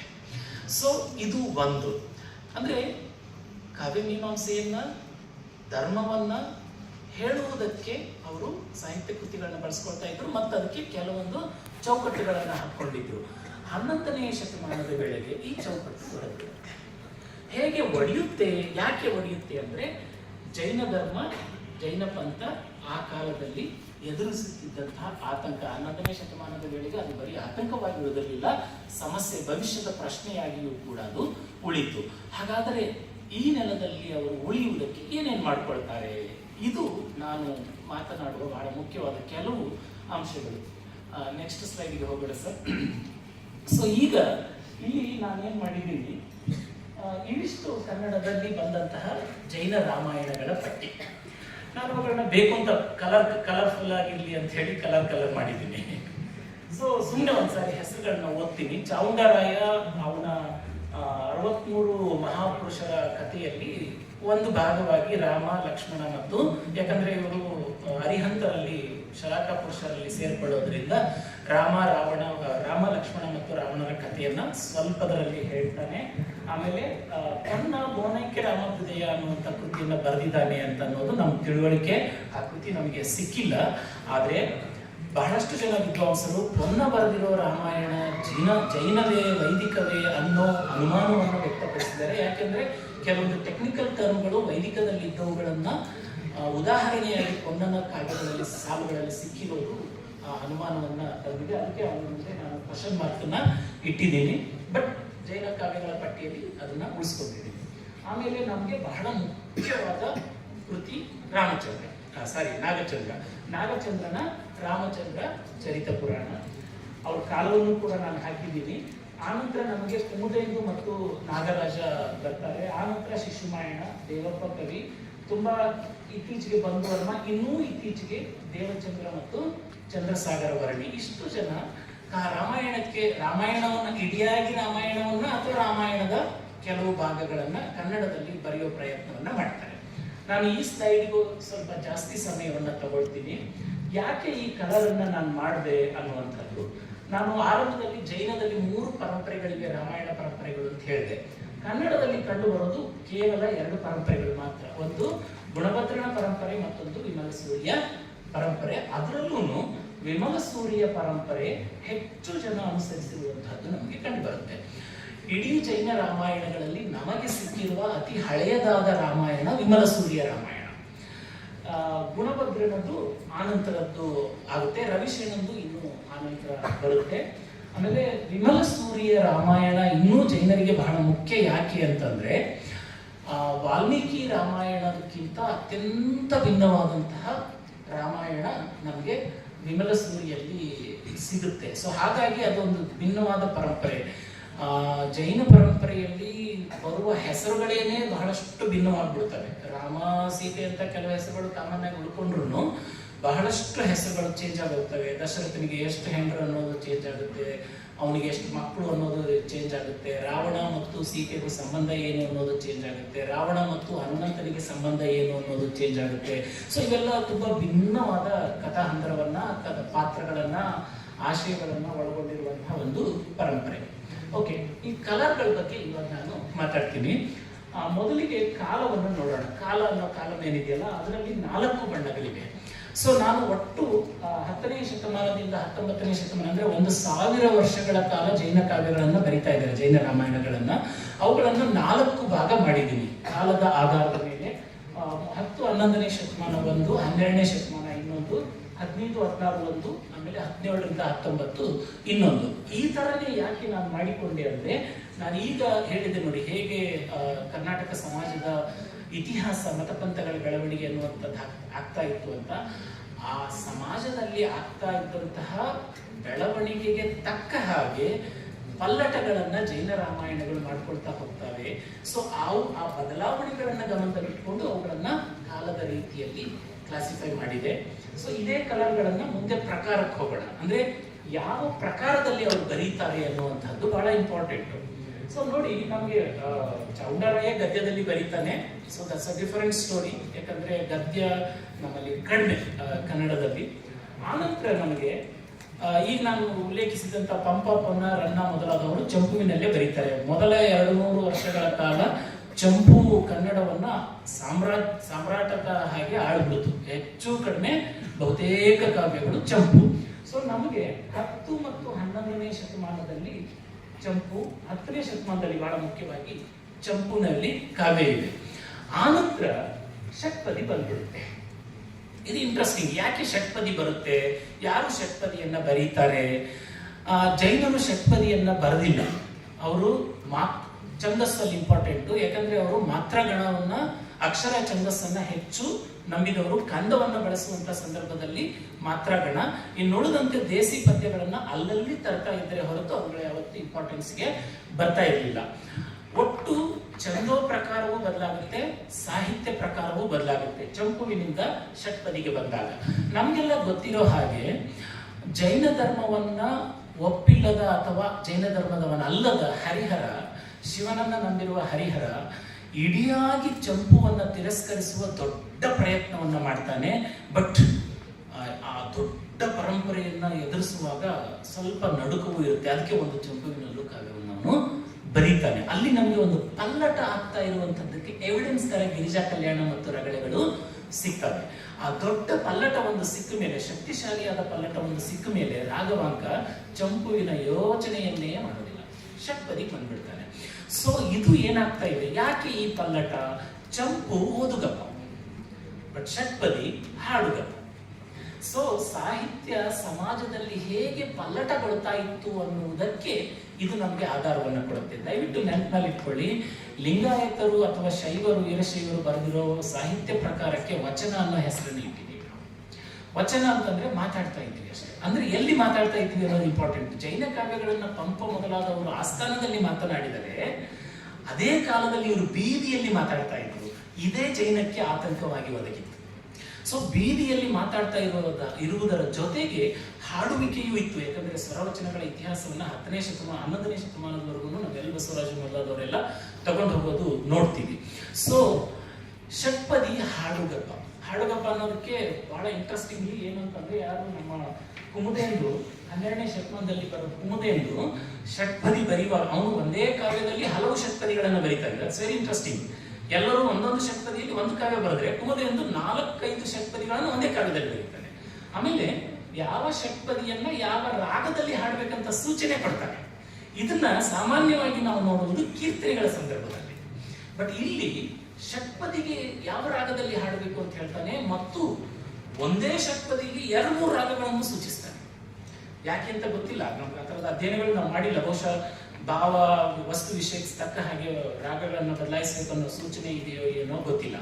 ಸೊ ಇಲ್ಲಿ ಜನರನ್ನ ತಲುಪುವುದಕ್ಕೋಸ್ಕರ ಜೈನ ಧರ್ಮ ತನ್ನ ಸಾಹಿತ್ಯಿಕ ರಚನೆಯಲ್ಲಿ ಮಾಡಿಕೊಳ್ತಾ ಇರುವಂತಹ ಒಂದು ಪಲ್ಲಟ. ಇನ್ನು ಸ್ವಲ್ಪ ಮುಂದೆ ಹೋಗ್ತಾ ಇದ್ದ ಹಾಗೆ ಷಟ್ಪದಿಯ ಬೋರ್ಗರೆವ ಸಾಗರ ಹರಿದು ಬಂದ ಮೇಲೆ ದೇಸಿ ಮಟ್ಟವಾಗಿರುವಂತಹ ಅಂಶ ಛಂದಸ್ಸು ಮುನ್ನೆಲೆ ಬರುತ್ತೆ. ಸೊ ಅಲ್ಲಿಗೆ ಏನಾಗುತ್ತೆ, 15-16ನೇ ಶತಮಾನದಲ್ಲಿ ಸಾಂಗತ್ಯದಲ್ಲಿ ಬರೆಯೋಕೆ ಶುರು ಮಾಡ್ತಾರೆ ಜೈನರು. ಸಾಂಗತ್ಯದಲ್ಲಿ, ಯಾಕಂದ್ರೆ ಆ ಕಾಲಕ್ಕೆ ಜೈನ ಸಾಂಗತ್ಯ ಕೃತಿಗಳು ಹೆಚ್ಚು ಬರೋದಕ್ಕೆ ಶುರು ಆಗ್ತಾ ಹೋಗ್ತವೆ. ಆಮೇಲೆ ಮತ್ತೆ ಚಂಪುವನ್ನ 17-19ನೇ ಶತಮಾನದಲ್ಲಿ ಮತ್ತೆ ಚಂಪುವಿಗೆ ಪ್ರಯತ್ನವನ್ನ ಮಾಡ್ತಾರೆ. ಬಟ್ ಇಂಟ್ರೆಸ್ಟಿಂಗ್ಲಿ ಏನು ಅಂದ್ರೆ, ಚಂಪುವಿನಲ್ಲಿ ಹೆಚ್ಚು ಕಂದ. ಬಟ್ 17ನೇ ಶತಮಾನದ ಬಂಧುವರ್ಮ ಚಂಪುವಿನಲ್ಲಿ ಬರೆದ್ರು ಹೆಚ್ಚು ಭಾಗ ರಗಳೆಯನ್ನು ಬಳಸ್ತಾನೆ. ರಗಳೆ ಅಗೇನ್ ಮಾತ್ರ ಮತ್ತು ಸುಲಲಿತವಾಗಿ ಓಡಿಸ್ಕೊಂಡು, ನಿಮ್ಮನ್ನು ಎಷ್ಟು ದೂರದವರೆಗೂ ಬೇಕಾದರೂ ಅದು ನಡೆಸ್ಕೊಂಡು ಮತ್ತು ಓಡಿಸ್ಕೊಂಡು ಹೋಗಬಹುದಾದಂತಹ ಒಂದು ಮಟ್ಟು. ಆಮೇಲೆ 19ನೇ ಶತಮಾನದಲ್ಲಿ ದೇವಚಂದ್ರ, ಅವನ ಬಗ್ಗೆ ಆಮೇಲೆ ಮಾತಾಡ್ತೀನಿ, ಅವನು ಚಂಪು ಬರೀತಾನೆ. ಬಟ್ ಅದರಲ್ಲಿ ಏನಂತಂದ್ರೆ, ವಚನ ಅಂದ್ರೆ ಗದ್ಯ ಎಲ್ಲೋ 1, 2, 3, 4 ಲೈನು ಚಂಪು ಕಾವ್ಯಗಳಲ್ಲಿ ಬರುತ್ತೆ. ಬಟ್ ದೇವಚಂದ್ರನ ಚಂಪು ಕೃತಿಯಲ್ಲಿ ದೀರ್ಘವಾದ ಗದ್ಯ ಬರುತ್ತೆ. ಸೊ ಅಲ್ಲಿಗೆ ಅವರು ಕಾಲಕ್ಕೆ ತಕ್ಕ ಹಾಗೆ ಹಳೆಯದಲ್ಲಿ ಇದ್ದಂಥದ್ದನ್ನ ಮಾಡ್ಕೊಳ್ತಾ ಇಲ್ಲ ಮತ್ತು ಪಲ್ಲಟವಾಗ್ತಾ ಇದ್ದಾರೆ ಅನ್ನುವಂಥದ್ದನ್ನ ನಾವಿಲ್ಲಿ ನೋಡಬಹುದು. ಮತ್ತೆ ಚಂದ್ರಸಾಗರ ವರ್ಣಿ 19ನೇ ಶತಮಾನದಲ್ಲಿ ತೀರಾ ಇತ್ತೀಚೆಗೆ ಷಟ್ಪದಿಯಲ್ಲಿ ಇನ್ನೊಂದು ಕಾವ್ಯವನ್ನ ಬರೀತಾನೆ. ನಾನು ಪರಂಪರೆಯನ್ನ ಹೇಳೋ ಅವಶ್ಯಕತೆ ಇಲ್ಲ, 2 ಬಣ್ಣಗಳು ಮಾತ್ರ ಮುಖ್ಯ. ಒಂದೊಂದು ಯಾವುದು ವೈದಿಕವೋ ಜೈನವೋ ಅನ್ನೋ ತಿಳುವಳಿಕೆ ಸ್ಪಷ್ಟವಾಗಿ ಇಲ್ಲದೆ ಇರೋದ್ರಿಂದ ನಾವು ಅದನ್ನ ಬಿಡಬಹುದು. ಸೊ ಗುಣಭದ್ರ ಪರಂಪರೆ 2 ಇವೆ, ವಿಮಲ ಸೂರ್ಯ ಪರಂಪರೆ ತುಂಬಾ ಇವೆ. ರವಿಶೇಣನ ಪರಂಪರೆಯಲ್ಲಿ ಒಂದೇ ಒಂದು ಕೃತಿ ಬರೋದಿಲ್ಲ ಕನ್ನಡದಲ್ಲಿ. It's very interesting. ಸಂಸ್ಕೃತದಲ್ಲಿ 8ನೇ ಶತಮಾನದಲ್ಲಿ ರವಿಶೇಣ ಬರೀತಾನೆ. ಬಟ್ ಅದು ವಿಮಲ ಸೂರ್ಯ ರಾಮಾಯಣಕ್ಕಿಂತ ವಾಲ್ಮೀಕಿಯ ರಾಮಾಯಣದ ಅಂಶಗಳನ್ನ ಸಾಕಷ್ಟು ಪಡೆದುಕೊಳ್ಳುತ್ತೆ. ಜೈನ ಪರಂಪರೆಯ ಬಹುತೇಕ ರಾಮಾಯಣಗಳಲ್ಲಿ, ವಿಮಲ ಸೂರ್ಯ ಪರಂಪರೆಯ ರಾಮಾಯಣಗಳಲ್ಲಿ ಮಂಥನೆ ಬರೋದಿಲ್ಲ. ಸೊ ಇಂತಹ ಪಾತ್ರಗಳು ವಾಲ್ಮೀಕಿಯಲ್ಲಿ ಬರ್ತವೆ. ಸೊ ನಮ್ಮ ರವಿಶೇಣನಲ್ಲಿ ಕೂಡ ಮಂಥನೆ ಬರುತ್ತೆ. ಸೊ ಈ ರೀತಿಯ ಸಾಕಷ್ಟು ಪಲ್ಲಟಗಳು ಏನಾಗ್ತವೆ, ರವಿಶೇಣನಲ್ಲಿ ಮಿಕ್ಸ್ ಆಗ್ತವೆ. ಅದು ವೈದಿಕದ ಕಡೆಗೆ ಹತ್ತಿರಕ್ಕೆ ಹೋಗುತ್ತೇನೋ ಗೊತ್ತಿಲ್ಲ, ಅದೊಂದು ಕಾರಣ ಇರಬಹುದು. ಕನ್ನಡದಲ್ಲಿ ನಾವು ಅದನ್ನ ನೋಡೋದಿಲ್ಲ. ಸೊ ನೆಕ್ಸ್ಟ್ ಸ್ಲೈಡ್ ಹೋಗೋಣ. ಈಗ ಇದುವರೆಗೆ ನಾನು ಮಾತಾಡಿದ್ದನ್ನೇ ಇನ್ನಷ್ಟು ಸಣ್ಣದಾಗಿ ಈ ಸ್ಲೈಡ್ ನಲ್ಲಿ, ನೆಕ್ಸ್ಟ್ ಸ್ಲೈಡ್ ನಲ್ಲಿ ತೋರಿಸೋ ಪ್ರಯತ್ನ ಮಾಡಿದ್ದೀನಿ. ಈ ಬಣ್ಣಗಳ ಬೆಳವಣಿಗೆ ಏನಿದೆಯಲ್ಲ, ಅದು ಜೈನ ಕಾವ್ಯಗಳು, ಜೈನ ಧರ್ಮ ತಾನು ಬದುಕಿರುವ ನೆಲ ಮತ್ತು ಕಾಲಕ್ಕೆ ಹೇಗೆ ಒಗ್ಗಿಕೊಳ್ಳಬೇಕು ಅನ್ನುವುದರಲ್ಲಿ ಮಾಡಿದ ಪ್ರಯತ್ನಗಳು ಇವು ಅನ್ನುವಂಥದ್ದು ಗೊತ್ತಾಗುತ್ತೆ. ಹೇಗೆ ಕಲರ್ ಚೇಂಜ್ ಆಗ್ತಾ ಹೋಗುತ್ತೆ ನೋಡಿ, ಕಾಲ ಬದಲಾದ ಹಾಗೆ ಬದಲಾಗದೇ ಇದ್ದರೆ ನಾವು ಬದುಕಲು ಸಾಧ್ಯವಿಲ್ಲ. ಸೊ ಜೈನಿಸಂ ಬದುಕಬೇಕು ಅನ್ನೋದಾದ್ರೆ ಕಾಲಕ್ಕೆ ತಕ್ಕ ಹಾಗೆ ಅದು ಬದಲಾಗಿರಬೇಕು. ಇದನ್ನು ನಮ್ಮ ರಾಘವಾಂಕ ಹೊಳತಿಯರ ಬಾಯಲ್ಲಿ ಹೊಳತಿಯರಿಗೆ ಉತ್ತರ ಕೊಡಕ್ಕೆ ಆಗದೆ ಸೋತಂತಹ ರಾಘವಾಂಕನ ಹರಿಶ್ಚಂದ್ರನ ಬಾಯಲ್ಲಿ ಹೇಳುತ್ತಾನೆ, ನಿಂದ ನೆಲದ ಗುಣವು ಬಂದ ಕಾಲದ ಗುಣವು ಅಂತ. ಸೊ ನಿಂದ ನೆಲಕ್ಕೂ ಬಂದ ಕಾಲಕ್ಕೂ ಜೈನ ಕಾವ್ಯಗಳು ಒಗ್ಗಿಕೊಳ್ಳಬೇಕಾದರೆ ಈ ಎಲ್ಲ ಪಲ್ಲಟಗಳನ್ನ ದಾಟ್ಕೊಂಡವು ಬರ್ತಾ ಇರುವಂತಹದ್ದನ್ನ ನಾವು ನೋಡ್ಬೋದು. ಸರ್ ನೆಕ್ಸ್ಟ್ ಸ್ಲೈಡ್ಗೆ ಹೋಗೋಣ. ಇನ್ನ ನಾನು ಕೆಲವೊಂದು ಚರ್ಚೆ ಏನೇನು ಬದಲಾವಣೆಗಳಾದವು ಅನ್ನುವಂಥದ್ದು, ಈ ಸ್ಲೈಡ್ ಅನ್ನ ಫಾಲೋ ಮಾಡಬೇಕು ಅಥವಾ ನಾನು ಹಾಗೆ ಮಾತಾಡಬೇಕು ಗೊತ್ತಿಲ್ಲ. ಈಗ ಒಂದು ಕೃತಿಯ ಟೈಟಲಿನ ಬಗೆಗೆ ಕನ್ನಡದಲ್ಲಿ ಬಹಳ ಮುಖ್ಯವಾದಂತಹ ಕೃತಿ ರಾಮಾಯಣ, ಜೈನ ರಾಮಾಯಣ ಅಂದ್ರೆ ಅದು ನಾಗಚಂದ್ರ ಬರೆದಿರುವಂತಹ ರಾಮಚಂದ್ರ ಚರಿತ ಪುರಾಣ ಅನ್ನುವಂಥದ್ದನ್ನ ನಾವು ನೋಡ್ತೀವಿ. ಈಗ ಇಲ್ಲಿ ಯಾಕೆ ನಾಗಚಂದ್ರನಿಗೆ ಚರಿತೆಯನ್ನು ಪುರಾಣವನ್ನು ಎರಡು ಒಟ್ಟಿಗೆ ಒಂದೇ ಕಾವ್ಯದ ಟೈಟಲ್ ನಲ್ಲಿ ತರಬೇಕನ್ನಿಸ್ತು? ಪೊನ್ನ, ಪಂಪ, ರನ್ನ ಮೊದಲಾದವರಿಗೆ ಅವೆರಡು ಸಪರೇಟ್, ಒಂದು ಪುರಾಣ ಬರೆದ್ರೆ ಇನ್ನೊಂದು ಚರಿತೆ ಬರೆದ್ರು. ಬಟ್ ಇವನು ಯಾಕೆ ಎರಡನ್ನು ಒಗ್ಗೂಡಿಸ್ತಾ ಇದ್ದಾನೆ? ರಾಮಚಂದ್ರ ಚರಿತೆ ಅಂತನಾದ್ರೂ ಬರಿಬೇಕಾಗಿತ್ತು, ರಾಮಚಂದ್ರ ಪುರಾಣ ಅಂತನಾದ್ರೂ ಬರಿಬೇಕಾಗಿತ್ತು. ಆಮೇಲೆ ನೋಡಿ, ಪಂಪನ ಅರ್ಜುನ ಅರಿಕೇಸರಿ, ಹಾಗೇನೆ ಪೊನ್ನನ ರಾಮನು ಕೂಡ ಇನ್ನೊಬ್ಬ ಯಾರೋ ಶಂಕರಗಂಡ ಕೃಷ್ಣ ಏನೇನೋ ಚರ್ಚೆ ಇದೆ. ಹಾಗೇನೆ ನಮ್ಮ ರನ್ನನ ಭೀಮನು ಕೂಡ ಇನ್ನೊಬ್ಬ ಅನ್ನುವಂಥದ್ದು ಕೂಡ ನಮಗೆ ಗೊತ್ತಿದೆ. ನಾಗಚಂದ್ರನ ರಾಮ ಯಾರು ಗೊತ್ತಿಲ್ಲ. So there is some difference. ಹಾಗಾದ್ರೆ ಈ ಪುರಾಣ ಮತ್ತು ಚರಿತ್ರೆ ಇವುಗಳನ್ನ ಯಾಕೆ ಮರ್ಜ್ ಮಾಡಬೇಕಾಯಿತು? 11ನೇ ಶತಮಾನದಲ್ಲಿ ಹುಟ್ಟಿರುವ ನಯಸೇನನ ಧರ್ಮಾಮೃತದಂತಹ ಕೃತಿಯನ್ನ, ಅವರು ಜೈನರೇ ಆಗಿರೋದ್ರಿಂದ ಆಂಡಯ್ಯನ ಕಬ್ಬಿಗರ ಕಾವ ಕೃತಿಯನ್ನ ಈ ಚರ್ಚೆಗೆ ಜೊತೆಗೆ ಸೇರಿಸ್ಕೊಂಡ್ರೆ ಇಡೀ ಜೈನ ಧರ್ಮ 11ನೇ ಶತಮಾನ ದಾಟುವುದಕ್ಕೆ ಏನೆಲ್ಲ ಪ್ರಯತ್ನವನ್ನು ಮಾಡ್ತಾ ಇತ್ತು ಅನ್ನೋದನ್ನ ನಾವು ನೋಡ್ಬೋದು. ಧರ್ಮಾಮೃತಕ್ಕೆ ಸಾಮಾನ್ಯರಿಗೆ ಬರೆದ ಪುರಾಣ ಅನ್ನೋ ಒಂದು ಅಡ್ಡ ಹೆಸರಿದೆ. ಸೊ ಇಲ್ಲಿ ಏನ್ ಮಾಡುತ್ತೆ ಇದು, ಒಂದು ಆಗಮಿಕ ಮತ್ತು ಲೌಕಿಕ ಅನ್ನುವ ಕ್ಲಾಶ್ ಏನಿತ್ತಲ್ಲ, ಕ್ಲಾಸಿಫಿಕೇಶನ್ ಇತ್ತಲ್ಲ, ಅದನ್ನು ಮರ್ಜ್ ಮಾಡಿರುತ್ತೆ. ಏನು ಮಾಡಿದರೆ ನಾವು ಜನರ ಹತ್ತಿರಕ್ಕೆ ಹೋಗಬಹುದು? ಸಾಮಾನ್ಯವಾಗಿ ಆತಂಕಿತ ಸ್ಥಿತಿಯಲ್ಲಿ ಇದ್ದಾಗ ಸುಲಭದ ದಾರಿಯನ್ನ ಹುಡ್ಕೊಳ್ತೀವಿ. ಸೊ ಅರಿಹಂತ ಪಾತ್ರಗಳನ್ನ, ಧಾರ್ಮಿಕ ಪಾತ್ರಗಳನ್ನ ಮತ್ತು ಅವುಗಳಿಗೆ ಸಂಬಂಧಪಟ್ಟ ಕಥೆಗಳನ್ನ ಹೇಳಿ ನಾವೇನ್ ಮಾಡಬಹುದು, ಜನರ ಹತ್ತಿರಕ್ಕೆ ಹೋಗಬಹುದು ಅನ್ನೋ ತಿಳುವಳಿಕೆಯಲ್ಲಿ ಆಗಮವನ್ನ, ಅದು ಚರಿತೆಯನ್ನ ಮರ್ಜ್ ಮಾಡುತ್ತೆ. ಇದರಲ್ಲಿ ಯಾವುದಕ್ಕೆ ಪ್ರಮಾಣ ಕಡಿಮೆ ಮಾಡಿದ ಅದನ್ನು ನಮಗೆ ಇನ್ನೂ ಸ್ವಲ್ಪ ಆಳವಾಗಿ ನಾವು ಯೋಚನೆ ಮಾಡಿದ್ರೆ ಗೊತ್ತಾಗ್ಬೋದು. ಬಟ್ ಒಂದಂತೂ ನಿಜ, ರಾಮಚಂದ್ರ ಪುರಾಣ ಚರಿತ ಅಂತ ಹೇಳಿಲ್ಲ ಅವನು, ರಾಮಚಂದ್ರ ಚರಿತ ಪುರಾಣ ಅಂತಿದ್ದಾನೆ. ಹಾಗಾದ್ರೆ ಚರಿತೆಯ ಕಡೆಗೆ ಅವನು ಗಮನವನ್ನು ಕೊಡ್ತಾ ಇದ್ದಾನೆ.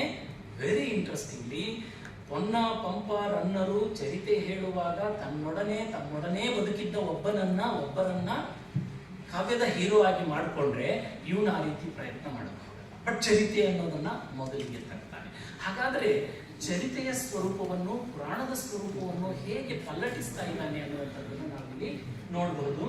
ಇಲ್ಲಿ ಧರ್ಮ ಅಂದ್ರೆ ಏನು, ಆಚರಣೆಯ ಮೂಲಕ ಮತ್ತು ಒಂದು ಬೋಧನೆಯ ಮೂಲಕ ಜನರನ್ನ ಹಿಡಿದುಕೊಳ್ಳುವ ಅಥವಾ ಕಟ್ಟಿ ಹಾಕುವ ಕೆಲಸವನ್ನ ಈ ಕಾವ್ಯದಲ್ಲಿ ಮಾಡುವಂಥದ್ದನ್ನ ನಾವು ನೋಡಬಹುದು. ಆಮೇಲೆ ಇಲ್ಲಿ ಕಾವ್ಯದ ನಾಯಕರು ಯಾರಾಗ್ತಾರೆ ಅನ್ನುವಂಥದ್ದು ಕೂಡ ಒಂದು ವಿಷಯ. ಯಾಕಂದ್ರೆ ಇಲ್ಲಿ ತೀರ್ಥಂಕರರು ರಾಮ ತೀರ್ಥಂಕರ ಅಲ್ಲ. ಸೊ ಅವನು ಈಗ ನಮ್ಮೊಡನೆ ಬದುಕಿರುವ ಒಬ್ಬ ಹೀರೋನೂ ಅಲ್ಲ, ಒಬ್ಬ ರಾಜನೂ ಅಲ್ಲ, ಒಬ್ಬ ಹೀರೋನೂ ಅಲ್ಲ. ಬಟ್ ಶಲಾಕ ಪುರುಷರಲ್ಲಿ ಒಬ್ಬ ಅವನು ಕಾವ್ಯದ ಹೀರೋ ಆಗಿ ಬರ್ತಾ ಇರುವಂತಹದ್ದು. ಮುಂದೆ ಜೈನ ಕಾವ್ಯಗಳು ರಾಮನನ್ನ ಹೀರೋ ಆಗಿ ಮಾಡಿಕೊಂಡು ಸುಮಾರು ಕಾವ್ಯಗಳು ಬರೋದನ್ನ ನೋಡಿದ್ರೆ ನಮಗೆ ತೀರ್ಥಂಕರರಿಗಿಂತ ಹೆಚ್ಚು ಭಾಗವನ್ನ ಇವನು ಒಬ್ಬನೇ ಪಡ್ಕೊಂಡು ಬಿಡ್ತಾನೆ. ಒಬ್ಬ ವಾಸುದೇವನಾಗಿರುವಂಥವನು ಇಷ್ಟೊಂದು ಪಾತ್ರವನ್ನ, ಸ್ಥಾನವನ್ನ ಪಡ್ಕೊಳ್ಳುವಂಥದ್ದನ್ನು ನಾವು ನೋಡುವುದು. ಇದನ್ನ ಶಾಂತಿನಾಥ್ ದಿಬ್ಬದವರು ಒಂದು ಇದೇ ಮಲ್ಲಿನಾಥನ ಪುರಾಣ ಮತ್ತು ರಾಮಚಂದ್ರ ಚರಿತ ಪುರಾಣದ ಸಂದರ್ಭದಲ್ಲಿ ಒಂದು ಮಾತನ್ನ ಹೇಳ್ತಾರೆ. ಸಾಮಾನ್ಯವಾಗಿ ಜೈನಿಸಂ ದೇವರ ಜೊತೆಗೆ ಮಾತನಾಡೋದಿಲ್ಲ. ಅದು ಶೈವ ಗುಣ. ನಮಗೆ ವಚನಗಳೆಲ್ಲ ಸಿಗುತ್ತೆ ನೋಡಿ, ದೇವರ ಜೊತೆ ನೇರ ಮಾತಾಡೋದು, ಕೀರ್ತನೆ ಗುಣ, ಕೀರ್ತನೆಗಳು ದೇವರ ಜೊತೆ ಮಾತಾಡ್ತವೆ. ಬಟ್ ದಿಬ್ಬದ ಅವರು ನೋಟಿಸ್ ಮಾಡಿದ್ದು ನನಗೆ ಬಹಳ ಖುಷಿ ಅನ್ನಿಸ್ತು. ಅದು ಅರಿಹಂತನ ಜೊತೆಗೆ ಮಾತನಾಡುವ ಹಾಗೆ ಇದನ್ನು ಹೇಳುತ್ತದೆ ಅಂತ ಒಂದು ಪದ್ಯವನ್ನು ಅವ್ರು ಕೋಟ್ ಮಾಡ್ತಾರೆ. So that's very interesting. ಅಂದರೆ ಒಟ್ಟು ಬದಲಾವಣೆಗಳು ಏನಾಗ್ತಾ ಇದೆ ಅನ್ನುವಂಥದ್ದು ಕೂಡ ಬಹುಶಃ ನೆಕ್ಸ್ಟ್ ಸ್ಲೈಡ್ಗಳನ್ನು ಆಮೇಲೆ ಓದ್ಬಿಡ್ತೀನಿ, ನಾನು ಮಾತಾಡ್ಬಿಡ್ತೀನಿ. ಏನೇನು ಬದಲಾವಣೆ ಮಾಡ್ಕೊಳ್ತಾರೆ. ನಾವು ಸಾಮಾನ್ಯವಾಗಿ ರಾಮಚಂದ್ರ ಚರಿತ ಪುರಾಣ ಮಾತನಾಡುವಾಗ ಅಬ್ದಿಯು ಮೋರ್ಮೆ ಕಾಲ ಮರ್ಯಾದೆಯನ್ನ ಮೀರಿ ದಾಂಟದೆ ಅಂತ ಹೇಳಿ ರಾವಣನನ್ನ ಯಾವುದೋ ಒಂದು ವಿಷಗಳಿಗೆಯಲ್ಲಿ ಸೀತೆಯನ್ನು ನೋಡಿ ಮೋಹಕ್ಕೊಳಗಾದ ಅಂತ ಅನ್ನೋ ಒಂದೇ ಗೆಳೆಯಲ್ಲಿ ಅವನನ್ನ ಕೆಟ್ಟವನಾಗಿ ತೋರಿಸಿ ಒಟ್ಟಾರೆ ಕಾಲದಲ್ಲಿ ಉದಾತ್ತನನ್ನಾಗಿ ದೊಡ್ಡ ಮನುಷ್ಯನನ್ನಾಗಿ ಚಿತ್ರಿಸಿದ್ದಾನೆ ಅಂತ ನಾವು ಹೇಳ್ತೀವಿ. ಬೆಳಿಗ್ಗೆ ಬರ್ಗೂರ್ ಅವರು ಕೂಡ ಪ್ರಸ್ತಾಪ ಮಾಡಿದ್ರು, ಕನ್ನಡದಲ್ಲಿ ಅಂತ ಹೇಳಿದ್ರು. ಇದು ಎಲ್ಲರೂ ಹೇಳ್ತಾರೆ, ದಟ್ಸ್ ವೆರಿ ಇಂಟ್ರೆಸ್ಟಿಂಗ್. ಕನ್ನಡದಲ್ಲಿ ಜೈನ ಕಾವ್ಯಗಳು ಬಿದ್ದು ಹೋದ ಪಾತ್ರಗಳನ್ನು ಎತ್ತಿ ಹಿಡಿತಾರೆ ಅಂತ. ನೋ, ಕನ್ನಡದಲ್ಲಿ ಅಲ್ಲ, ಅದು ಜೈನದಲ್ಲಿ. ಜೈನ ಧರ್ಮ ರಾಮಾಯಣದ ಗ್ರಹಿಕೆಯೇ ಬೇರೆ. ಜೈನ ರಾಮಾಯಣದಲ್ಲಿ, ವಾಲ್ಮೀಕಿ ರಾಮಾಯಣದಲ್ಲಿ ಸ್ಪಷ್ಟವಾಗಿ ರಾವಣ ಒಬ್ಬ ರಾಕ್ಷಸ. ಬಟ್ ರಾಕ್ಷಸ ಎನ್ನುವ ಪರಿಕಲ್ಪನೆಯೇ ಜೈನ ರಾಮಾಯಣದಲ್ಲಿ ಇಲ್ಲ. ಯಾಕಂದ್ರೆ ಅವನು ಪ್ರತಿವಾಸುದೇವ. ಅವನನ್ನ ಹೇಗೆ ನೀವು ರಾಕ್ಷಸ ಅಂತ ಹೇಳಕ್ ಸಾಧ್ಯ? ಜೈನರಾಗಿರುವವರು ಯಾರೂ ರಾವಣನನ್ನ ರಾಕ್ಷಸ ಎನ್ನುವುದಕ್ಕೆ ಸಾಧ್ಯವೇ ಇಲ್ಲ. ಸೊ ಇದು ವಿಮಲ ಸೂರಿ ಮೊದಲಾದವರು ಪ್ರಾಕೃತದಲ್ಲಿ ಬರೆಯುವಾಗಲೂ ಕೂಡ ಬರೆದಂತಹ ಬದಲಾವಣೆಯೇ ಹೊರತು, ಇದನ್ನ ಒಂದು ತಿಳ್ಕೋಬೇಕು, ನಮಗೆ ವಾಲ್ಮೀಕಿಯಿಂದಲೇ ಜೈನ ರಾಮಾಯಣ ಬಂದಿದೆ ಅಂತ ಹೇಳೋದಕ್ಕೆ ನಾನು ನಂಬಲ್ಲ. ಯಾವುದೋ ಒಂದು ಜನಪದ ಮೂಲದಿಂದ ಅಥವಾ ಹಲವು ಜನಪದ ಮೂಲಗಳಿಂದ, ಒಂದು ಕಡೆ ವಾಲ್ಮೀಕಿ, ಇನ್ನೊಂದು ಕಡೆ ವಿಮಲ ಸೂರಿ, ಮತ್ತೊಂದು ಕಡೆ ತ್ರಿಪಿಟಕಗಳು ತಮ್ಮ ಕಥೆಯನ್ನ ಬೆಳೆಸ್ಕೊಂಡಿರೋ ಸಾಧ್ಯತೆಯೇ ಹೆಚ್ಚು ವಾಸ್ತವ ಅಂತ ನನಗನ್ಸುತ್ತೆ. ಸೊ ಹಾಗಾದ್ರೆ ರಾವಣನನ್ನ ಉದಾತ್ತನಾಗಿಸಿದ ಎಂದು ಹೆಚ್ಚು ನಾವು ಹೊಗಳಿಕೆಯನ್ನ ನಾಗಚಂದ್ರನಿಗೆ ಕೊಟ್ಟಿದ್ದೀವಲ್ಲ, ಅದನ್ನ ಏನ್ ಮಾಡ್ಬೇಕು ಇವಾಗ? ಯಾಕಂದ್ರೆ ಜೈನರೆಲ್ಲರೂ ಅದನ್ನು ಮಾಡಿದ್ದಾರೆ, ನಾಗಚಂದ್ರ ಮಾತ್ರ ಅಲ್ಲ. ಬಟ್ ನಮಗೆ ಟಿ ಎಲ್ ನರಸಿಂಹಾಚಾರ್ಯ ತುಂಬಾ ಸ್ಪಷ್ಟವಾಗಿ ಬರೀತಾರೆ, ಮತ್ತು ಟಿ ರಾಘವಾಚಾರ್ಯ ಅವರು ಇಬ್ರು ಬರೀತಾರೆ. ಯಾಕಂದ್ರೆ ಇಬ್ರು ಅದನ್ನ ಸಂಗ್ರಹವನ್ನು ಮಾಡಿದವರು. ಅವ್ರು ಹೇಳ್ತಾರೆ, ರಾವಣನ ಘನತೆಯನ್ನ ವಿಮಲ ಸೂರಿಯಲ್ಲಿ ಎಷ್ಟಿತ್ತೋ ಅದಕ್ಕಿಂತ ಕುಂದಿಸುತ್ತಾನೆ ಅಂತ ಹೇಳ್ತಾರೆ. ನಾವು ನೋಟಿಸೇ ಮಾಡಲ್ಲ. ಯಾವಾಗಲೂ ನೋಡಿ, ತಂಗಿ ಶೂರ್ಪನಖಿ ಮಗ ಕರನ ಮಗ ಅವನು ಶಂಭುಕ ಸತ್ತಾಗ, ಶಂಭುಕ ಇಲ್ಲಿ ಶೂರ್ಪನಖಿಯ ಮಗ ಜೈನ ರಾಮಾಯಣದಲ್ಲಿ ಸತ್ತಾಗ, ಮೊದಲಿಗೆ ಆಕೆ ನನ್ನ ಮಗನನ್ನ ಕೊಂದವನ್ ಆಕಸ್ಮಿಕದಲ್ಲಿ ಸಾಯ್ತಾನೆ. ಅದು ಈ ಜೈನ ರಾಮಾಯಣದಲ್ಲಿ ಶಂಭುಕ ಸಾಯೋದು ತೀರಾ ಆಕಸ್ಮಿಕ. ಏನೋ ಕತ್ತಿ ಇರುತ್ತೆ, ಹಿಂಗೆ ಬೀಸ್ಬಿಡ್ತಾನೆ, ಅವನ ಒಳಗಡೆ ಕೂತಿರ್ತಾನೆ, ಶಂಭುಕ ಸತ್ತು ಹೋಗ್ತಾನೆ. ಅವನ ಮೇಲೆ ಸೇಡ್ ತೀರಿಸ್ಕೊಳ್ಳೋದಕ್ಕೆ ಶೂರ್ಪನಖಿ ಬಂದಾಗ ರಾಮ ಲಕ್ಷ್ಮಣರನ್ನ ನೋಡಿ ಮಗನ ಸಾವನ್ನು ಮರೆತು ಆ ಸುಂದರವಾದ ಎರಡು ಹುಡುಗರ ಮೇಲೆ ಮೋಹಕ್ಕೊಳಗಾಗ್ತಾಳೆ. ರಾಮ ಲಕ್ಷ್ಮಣರನ್ನ ಸುಂದರವಾದ ಹುಡುಗರ ಮೇಲೆ ನನ್ನನ್ನು ಮದುವೆಯಾಗಿ ಅಂತ ಕೇಳ್ತಾಳೆ. ಸೊ ಅವ್ರು ಒಪ್ಪದೇ ಇರುವಾಗ ಅಣ್ಣನಿಗೆ ಗಂಡನ ಕಡೆಯಿಂದ ಮೆಸೇಜ್ ಕಳಿಸಿರ್ತಾಳೆ. ಗಂಡ ಹೊಡೆದಾಡ್ತಿರ್ತಾನೆ, ಅಣ್ಣ ಬರ್ತಾನೆ. ತಂಗಿಯ ಮಗನ ಸಾವನ್ನ ಎದುರಿಸುವುದಕ್ಕೆ ಮತ್ತು ಸಾವಿಗೆ ಕಾರಣರಾದವರ ಸಾವಿಗೋಸ್ಕರ ಬಂದ ರಾವಣ ಸೀತೆಯನ್ನು ನೋಡಿದ ತಕ್ಷಣ ತಂಗಿಯ ಮಗನ ಸಾವು ಎಲ್ಲ ಆ ಹುಡುಗಿ ತುಂಬಾ ಇಂಟ್ರೆಸ್ಟಿಂಗ್ ಆಗಿ ಕಾಣಿಸ್ತಾಳೆ. ಯಾರು? ಸೀತೆ. ಸೊ ಹಾಗಾದ್ರೆ ಹಾಗೆ ನೋಡಿದ್ರೆ ರಾವಣ ಜೈನದಲ್ಲಿದ್ದಂತಹ ಮ್ಯಾಕ್ಸಿಮಮ್ ವಿದ್ಯೆಗಳನ್ನು ಕಲಿತಿರುವಂತಹ ಮಹಾನ್ ವ್ಯಕ್ತಿತ್ವ ಅವನು. ಬಟ್ ಅಷ್ಟು ಸಾಮಾನ್ಯರು ಒಬ್ಬ ಹುಡುಗಿನ ನೋಡಿ ಯಾವುದೋ ಸಂದರ್ಭದಲ್ಲಿ ಫೇಲ್ ಆದ, ಬಿದ್ದ, ಓಕೆ ಅನ್ಬಹುದೇನೋ. ಆದರೆ ಎಲ್ಲ ಆಗಮ ವಿದ್ಯೆಗಳನ್ನೂ ಕಲಿತು ದೊಡ್ಡ ವ್ಯಕ್ತಿತ್ವವನ್ನು ಪಡೆದುಕೊಂಡಿದ್ದಂತಹ ರಾವಣ ಒಂದು ಹುಡುಗಿಯನ್ನ ನೋಡಿ ಬೀಳ್ತಾನೆ. ಅಷ್ಟು ಸಾಲದು ಅಂತ ಸೀತೆಯನ್ನ ಓಲೈಸುವುದಕ್ಕೆ ಪ್ರಯತ್ನವನ್ನೂ ಮಾಡ್ತಾನೆ. ಕೊನೆಗೂ ಅವನಿಗೆ ಸಾಕಾಗೋದಿಲ್ಲ. ಬಟ್ ಜೈನದಲ್ಲಿ ತಾವು ಮಕ್ಕಳು ಸತ್ತಾಗ ಅಳ್ತಾನೆ. ನಮಗೆ ವಾಲ್ಮೀಕಿ ರಾಮಾಯಣದಲ್ಲಿ ಅದು ಕಾಣಿಸಲ್ಲ ಅಷ್ಟೊಂದು. ರಾವಣ ತನ್ನ ತಮ್ಮಂದಿರನ್ನ ಮಕ್ಕಳನ್ನ ಕಳೆದುಕೊಂಡಾಗ ಅಳ್ತಾನೆ. ಇನ್ನೇನು ಬೇಡ, ನನಗೆ ಸೀತೆ ಸಿಗ್ತಾಳೋ ಬಿಡ್ತಾಳೋ, ಬಟ್ ಯುದ್ಧ ನಿಲ್ಸೋಣ ಅಂತಾನೆ. ನೋಡಿ ಮಜಾ ಏನಂದ್ರೆ, ಸೀತೆಯನ್ನು ಕೊಟ್ಬಿಡೋಣ ಅಂತ ಅನ್ಕೊಳ್ಳಲ್ಲ. ಸೀತೆ ಸಿಗ್ತಾಳೋ ಬಿಡ್ತಾಳೋ ಅದನ್ನ ಆಮೇಲೆ ನೋಡೋಣ. So that's very interesting. So ಈ ಹಲವು ಸಂದರ್ಭಗಳಲ್ಲಿ ರಾವಣನ ವ್ಯಕ್ತಿತ್ವದ ಬಗೆಗೆ ಅನುಮಾನಗಳು ಬರುವ ಹಾಗೆ ಮತ್ತು ರಾವಣನ ಬಗ್ಗೆ ಓದುಗರು ಸ್ವಲ್ಪ ಕಡಿಮೆ ಪ್ರಮಾಣದಲ್ಲಿ ಅವನ ವ್ಯಕ್ತಿತ್ವವನ್ನು ಅಳತೆ ಮಾಡಿಕೊಳ್ಳುವ ಹಾಗೆ ನಾಗಚಂದ್ರ ಮಾಡ್ತಾನೆ. ಯಾರಿಗೆ ಹೋಲಿಸಿದಾಗ? ವಿಮಲ ಸೂರಿಗೆ ಹೋಲಿಸಿದಾಗ. ವಿಮಲ ಸೂರಿಗೆ ಹೋಲಿಸಿದಾಗ ಅವನೇನಾಗ್ತಾನೆ, ರಾವಣನ ವ್ಯಕ್ತಿತ್ವವನ್ನು ಇನ್ನೂ ಕಡಿಮೆ ಮಾಡ್ತಾ ಇದ್ದಾನೆ. ಆಮೇಲೆ ವಿಮಲ ಸೂರ್ಯ ಚರಿತ್ರೆ ದೊಡ್ಡ ಕೃತಿ, ಅದನ್ನ ಇವನು ಸಣ್ಣದು ಮಾಡುವಾಗ ಸಾಕಷ್ಟು ಕಥೆಗಳನ್ನು ಬಿಡ್ತಾನೆ. ಹಲವು ಬಾರಿ ರಾವಣನನ್ನ ಉದಾತ್ತೀಕರಿಸಿದ ಸಂದರ್ಭಗಳನ್ನ ಬಿಡ್ತಾನೆ. ಸೊ ಅಲ್ಲಿ ಇದನ್ನ ಡಿ ಎಲ್ ನರಸಿಂಹಾಚಾರ್ಯ ಮತ್ತು ರಾಘವಾಚಾರ್ಯ ಅವರು ತುಂಬಾ ಸ್ಪಷ್ಟವಾಗಿ ತೋರಿಸ್ತಾ ಹೋಗ್ತಾರೆ. ಸೊ ಅಲ್ಲಿಗೆ ನಾವು ಏನನ್ನ ಅರ್ಥ ಮಾಡ್ಕೋಬೇಕು ಅನ್ನುವಂಥದ್ದು ಕೂಡ ಬಹಳ ಇಂಪಾರ್ಟೆಂಟ್. ಅಲ್ಲಿ ಇನ್ನೂ ಹಲವಾರು ಒಂದು ಇಂಟ್ರೆಸ್ಟಿಂಗ್ ಆದ ಒಂದು ಮೆಸೇಜ್, ಇಲ್ಲಿ ಲಕ್ಷ್ಮಣ ಸೀತೆಯನ್ನ ಕಾಡಿ ಬಿಟ್ಟು ಹೋಗೋದಿಲ್ಲ, ಅವನ ಹೆಸರು ಏನೋ ಇದೆ, ಇನ್ಯಾರೋ ಒಬ್ಬನ ಕಡೆಯಿಂದ ರಾಮ ಸೀತೆಯನ್ನು ಬಿಟ್ಟು ಅಂತ ಕಳಿಸ್ತಾನೆ. ಸೀತೆ ಅಡವಿಗೆ ಹೋದ ಮೇಲೆ ಒಂದು ಮೆಸೇಜ್ ಅನ್ನ ವಾಪಸ್ ರಾಮನಿಗೆ ಕಳಿಸ್ತಾಳೆ. ಇದು ಆ ಕಾಲದ ಜೈನದ ಆತಂಕಗಳನ್ನ ಸೀತೆಯ ಬಾಯಲ್ಲಿ ನಾಗಚಂದ್ರ ಹೇಳಿಸ್ತಾ ಇರುವಂತಹ ಮಾತು. ಯಾರೋ ಹೇಳಿದರು ಅಂತ ನನ್ನನ್ನು ಬಿಟ್ಟ ಹಾಗೆ ಜಿನಧರ್ಮವನ್ನು ಬಿಡಬೇಡ ಅಂತ ಹೇಳು. ಎಂಥ ಮಾತು! ನನ್ನ ಲೈಫ್ ಹಾಳಾಗೋಯ್ತು, ನೀನು ಹಾಳು ಮಾಡ್ಬಿಟ್ಟಿ, ಬಟ್ ಜಿನಧರ್ಮವನ್ನ ಹಾಳು ಮಾಡಬೇಡ. ಎಂತ ನೋಡಿ, ನಾನು ಸಾಯ್ತಾ ಇರೋ ಸಂದರ್ಭದಲ್ಲಿ ನನ್ನ ಧರ್ಮವನ್ನ ಹಾಳು ಮಾಡಬೇಡ ಅಂತ ತನ್ನ ಗಂಡನಿಗೆ, ತನ್ನನ್ನ ಹಾಳು ಮಾಡಿದ ತನ್ನ ಗಂಡನಿಗೆ ಸೀತೆ ಹೇಳ್ತಾ ಇರೋ ಮೆಸೇಜ್. ಸೊ ಅಲ್ಲಿಗೆ ನಾಗಚಂದ್ರ ಸೀತೆಯ ಪರವಿದ್ದು ಮಾತನಾಡ್ತಾ ಇದ್ದಾನೋ, ಜೈನ ಧರ್ಮದ ಪರವಿದ್ದು ಮಾತನಾಡ್ತಾ ಇದ್ದಾನೋ, ಎದುರಿಗೆ ಇರುವ ರಾಮ ಒಬ್ಬ ವ್ಯಕ್ತಿಯೋ ಅಥವಾ ಜಿನಧರ್ಮವನ್ನು ಬಿಟ್ಟು ಬೇರೆ ಪಂಥಗಳ ಕಡೆಗೆ ತಿರುಗಿ ಹೋಗ್ತಾ ಇದ್ದಂತಹ ಸಾಮಾಜಿಕರು, ನಾವು ಅಲ್ಲಿ ಅರ್ಥ ಮಾಡ್ಕೋಬೇಕು. ಸೊ ಹೀಗೆ ರಾಮಚಂದ್ರನ ಈ ಕಾವ್ಯವನ್ನ ಓದ್ತಾ ಹೋದಾಗ ಹಲವಾರು ಕಡೆಗೆ ನಮಗೆ ಸಿಗುವ ಮೆಸೇಜ್ಗಳಿದೆಯಲ್ಲ, ಅವು ಸುಮ್ಮನೆ ಒಂದು ಕಾವ್ಯಕ್ಕೆ ಕೊಟ್ಟ ಮೆಸೇಜ್ಗಳಾಗಿರದೇನೆ ತನ್ನ ಕಾಲಕ್ಕೆ ತನ್ನ ಮತದವರಿಗೂ ಮತ್ತು ಅನ್ಯ ಮತದವರಿಗೂ ಕೊಟ್ಟ ಮೆಸೇಜ್ಗಳಾಗಿವೆ. ಸೀತೆಯ ಮೂಲಕ ತನ್ನ ಮತದವರಿಗೆ ಮೆಸೇಜ್ ಅನ್ನು ಕೊಟ್ರೆ, ರಾಮನ ವ್ಯಕ್ತಿತ್ವವನ್ನು ಎಸ್ಟಾಬ್ಲಿಷ್ ಮಾಡುವುದರ ಮೂಲಕ ಹೊರಗಿನವರಿಗೆ, ಅಂದ್ರೆ ಜಿನಧರ್ಮವನ್ನು ನೀವು ಫಾಲೋ ಮಾಡಿದ್ರೆ ನಿಮಗಿಂತ ಮುಕ್ತಿ ಸಿಗುತ್ತೆ ಅನ್ನೋ ಮೆಸೇಜ್ ಅನ್ನ, ಅದು ಅಫ್ಕೋರ್ಸ್ ಎಲ್ಲರೂ ಮಾಡಿರುವಂಥದ್ದು, ಅದನ್ನು ಕೂಡ ಏನು ಮಾಡ್ತಾ ಹೋಗುವಂಥದ್ದನ್ನ ನಾವು ನೋಡಬಹುದು. ರೈಟ್. ಈ ರಾವಣ ಮುಂದೆ ಏನಾಗ್ತಾ ಹೋಗ್ತಾನೆ ಅನ್ನೋದನ್ನ ನಾವು ನೋಡೋಣ. ರಾವಣ ಮತ್ತು ರಾಮ ಇಬ್ರು ವ್ಯಕ್ತಿತ್ವಗಳಲ್ಲಿ ಒಟ್ಟು ಕಾವ್ಯಗಳಲ್ಲಿ ಆಗುವ ಪಲ್ಲಟ ಏನಿದೆಯಲ್ಲ, ಮತ್ತು ಕೆಲವು ಕಡೆ ಹನುಮನು ಬರ್ತಾನೆ. ಯಾಕೆ ಬರ್ತಾನೆ ಅನ್ನೋದು ಇಂಪಾರ್ಟೆಂಟ್ ಏನೇ. ಕನ್ನಡದಲ್ಲಿ ನಮ್ಮ ಏನೇನೋ ನಂಬಿಕೆ ಇದೆ, ಕಿಷ್ಕಿಂದೆ ಇಲ್ಲೇ ಇತ್ತು, ಇಲ್ಲೇ ಹುಟ್ಟಿದ್ದ, ಅದೆಲ್ಲ ನಂಬಿಕೆ ಇದೆ, ನಮಗೆ ಆಧಾರಗಳು ಗೊತ್ತಿಲ್ಲ. ಆದರೆ ಹನುಮ ನಮ್ಮ ಕರ್ನಾಟಕದ ಇತಿಹಾಸದಲ್ಲಿ ಯಾವಾಗ ಬರ್ತಾನೆ? ಮಧ್ವ ಮತ ಪ್ರಚಾರಕ್ಕೆ ವ್ಯಾಸರಾಯರು ಅತಿ ದೊಡ್ಡ ಪ್ರಮಾಣದಲ್ಲಿ ಹನುಮಂತನನ್ನ ಬಳಸ್ಕೊಳ್ತಾರೆ. ಮಧ್ಯ ಕರ್ನಾಟಕದಲ್ಲೆಲ್ಲ 101 ಹನುಮಂತನ ಗುಡಿಗಳನ್ನ ಕಟ್ಟಿಸ್ತಾರೆ. ಬಹಳ ಇಂಟ್ರೆಸ್ಟಿಂಗ್ಲಿ ಸ್ವಲ್ಪ ವ್ಯಾಸರಾಯನಿಗಿಂತ ಸ್ವಲ್ಪ ಹಿಂದೆ ಬಂದಂತಹ ಅಂಜನಾ ಚರಿತೆ ಬರೆದಿರೋನು, ಯಾರವನು ಸ್ಲೈಡ್ ಹಿಂದಕ್ಕೆ ಹೋಯ್ತು.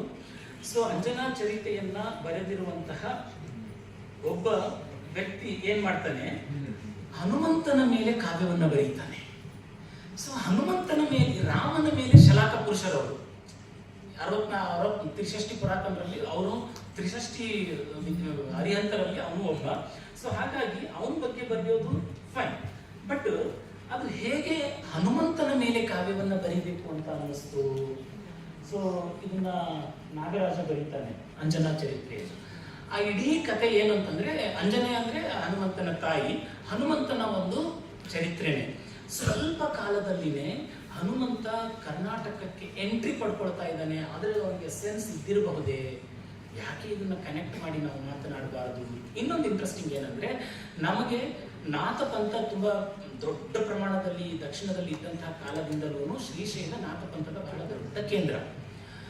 ಇವನೇನ್ ಮಾಡ್ತಾನೆ, ನಮ್ಮ ಅಂಜನಾ ಚರಿತ್ರೆ ಶಿಶುಮಾಯಣ ಅಂಜನಾ ಚರಿತ್ರೆಯನ್ನು ಬರೆದಾಗ ಹನುಮನ ಬಾಲ್ಯವನ್ನ ವರ್ಣಿಸ್ತಾ ಅವನಿಗೆ ಶ್ರೀಶೈಲ ಅನ್ನೋ ಹೆಸರು ಬಂತು ಅಂತ ಹೇಳ್ತಾನೆ. ನಾಥ ಕೇಂದ್ರದ ಒಂದು ಹೆಸರನ್ನ ಹನುಮನಿಗೆ ಇಡ್ತಾ ಇದ್ದಾನೆ. So that's very interesting. ಯಾಕೆ ಶ್ರೀಶೈಲವನ್ನ ಎಡತಾಕಲೇಬೇಕು? ಒಂದು ದೊಡ್ಡ ಎಸ್ಟಾಬ್ಲಿಷ್ಮೆಂಟ್ ನೀವು ಎಡತಾಕದೇನೆ ಬದುಕೋದು ಕಷ್ಟ. ಸೊ ಶ್ರೀಶೈಲವನ್ನ ಎಡತಾಕಲೇಬೇಕು, ಶ್ರೀಶೈಲ ಅನ್ನೋ ಹೆಸರನ್ನ ಹನುಮನಿಗೆ ಬಂತು ಅಂತ ಸಹಜವಾಗಿ ಹೇಳುವಂತಹದ್ದನ್ನ ನಾವು ನೋಡ್ತೀವಿ. ಇನ್ನೂ ಮುಂದೆ ಹೋದಾಗ ಬಂಧುವರ್ಮನಲ್ಲಿ ಏನಾಗುತ್ತೆ, ರಾಮನಿಗೆ ಸಾವಿರಾರು ಹೆಂಡರು ಬಂದ್ಬಿಡ್ತಾರೆ ಜೈನ ರಾಮಾಯಣದಲ್ಲಿ. ಸೊ ನೋಡಿ ಹೇಗೆ ಬೆಳವಣಿಗೆ ಆಗ್ತಾ ಹೋಗುತ್ತೆ. ಯಾಕೆ? ಆ ವೇಳೆಗೆ ವೈದಿಕ ದೊಡ್ಡ ದೊಡ್ಡ ಪ್ರಮಾಣದಲ್ಲಿ, ಅದು ಮುಖ್ಯವಾಗಿ ಶ್ರೀ ವೈಷ್ಣವ, ಅದಕ್ಕಿಂತ ಫೋರ್ಸ್ಫುಲ್ ಆಗಿ ಮಧ್ವ ಮತದ ಜೊತೆಗೆ ವೈದಿಕ ನಮಗೆ ಕರ್ನಾಟಕಕ್ಕೆ ಬರುತ್ತೆ. ಅಲ್ಲಿ ಕೃಷ್ಣ ಬರ್ತಾನೆ. ಕೃಷ್ಣ ಮಧ್ಯಯುಗದಲ್ಲಿನೇ ಹಲವು ಸಾವಿರ ಹೆಂಡರನ್ನ ಕಟ್ಕೊಂಡಿರೋದು. ತುಂಬಾ ಹಿಂದೆ ಹೋದಾಗ ಕೃಷ್ಣನಿಗೆ ಅಷ್ಟೊಂದು ಹೆಂಡರು ಇರಲಿಲ್ಲ. 7-8ನೇ ಶತಮಾನದ ನಂತರದಿಂದ ಅವನಿಗೆ ಹಲವು ಹೆಂಡಿರನ್ನ ಕಟ್ಟಕ್ಕೆ ಶುರು ಮಾಡ್ತಾರೆ.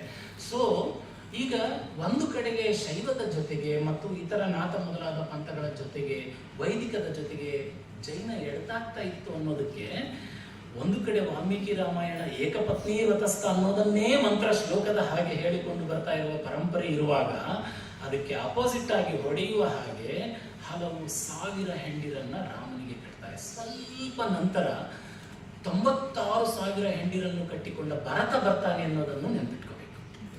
ಹೇಗೆ ಜೈನ ಧರ್ಮ ಕಾಲವನ್ನ ಎದುರಿಸ್ತಾ ಕಾಲದ ಜೊತೆಗೆ ಅನುಸಂಧಾನ ಮಾಡ್ಕೊಳ್ತಾ ಹೋಗುತ್ತೆ ಅನ್ನುವಂಥದ್ದನ್ನ ಹನುಮನ ಕಥೆಯನ್ನ ಬೆಳೆಸುವುದರಲ್ಲಿ, ರಾಮನ ಕಥೆಯನ್ನ ಬೆಳೆಸುವುದರಲ್ಲಿ, ರಾವಣನ ಕಥೆಯನ್ನ ಬೆಳೆಸುವುದರಲ್ಲಿ ನಮಗೆ ಸಿಗುತ್ತೆ. ರಾವಣನಿಗೆ ಏನಾಗುತ್ತೆ ಅಂದ್ರೆ ಬಂಧುವರ್ಮನಲ್ಲಿ ರಾವಣ ಆಲ್ಮೋಸ್ಟ್ ವಾಲ್ಮೀಕಿಯ ರಾಮಾಯಣದ ಹಾಗೆ ದುರ್ಗುಣಿ. ನೋಡಿ, ಈ 3 ಪಾತ್ರಗಳು ಕರ್ನಾಟಕವನ್ನು ಆವರಿಸಿರುವಂತಹ ಬಹಳ ಮುಖ್ಯವಾದ 3 ಪಾತ್ರಗಳು ಹೇಗೆ ಪಲ್ಲಟವನ್ನ ಪಡೆದುಕೊಂಡು ಹೋಗ್ತವೆ ಅನ್ನೋದು. ಬಹುಶಃ ನಾನು ಭಾಷೆಯ ಬಗ್ಗೆ ಮಾತಾಡಬೇಕು.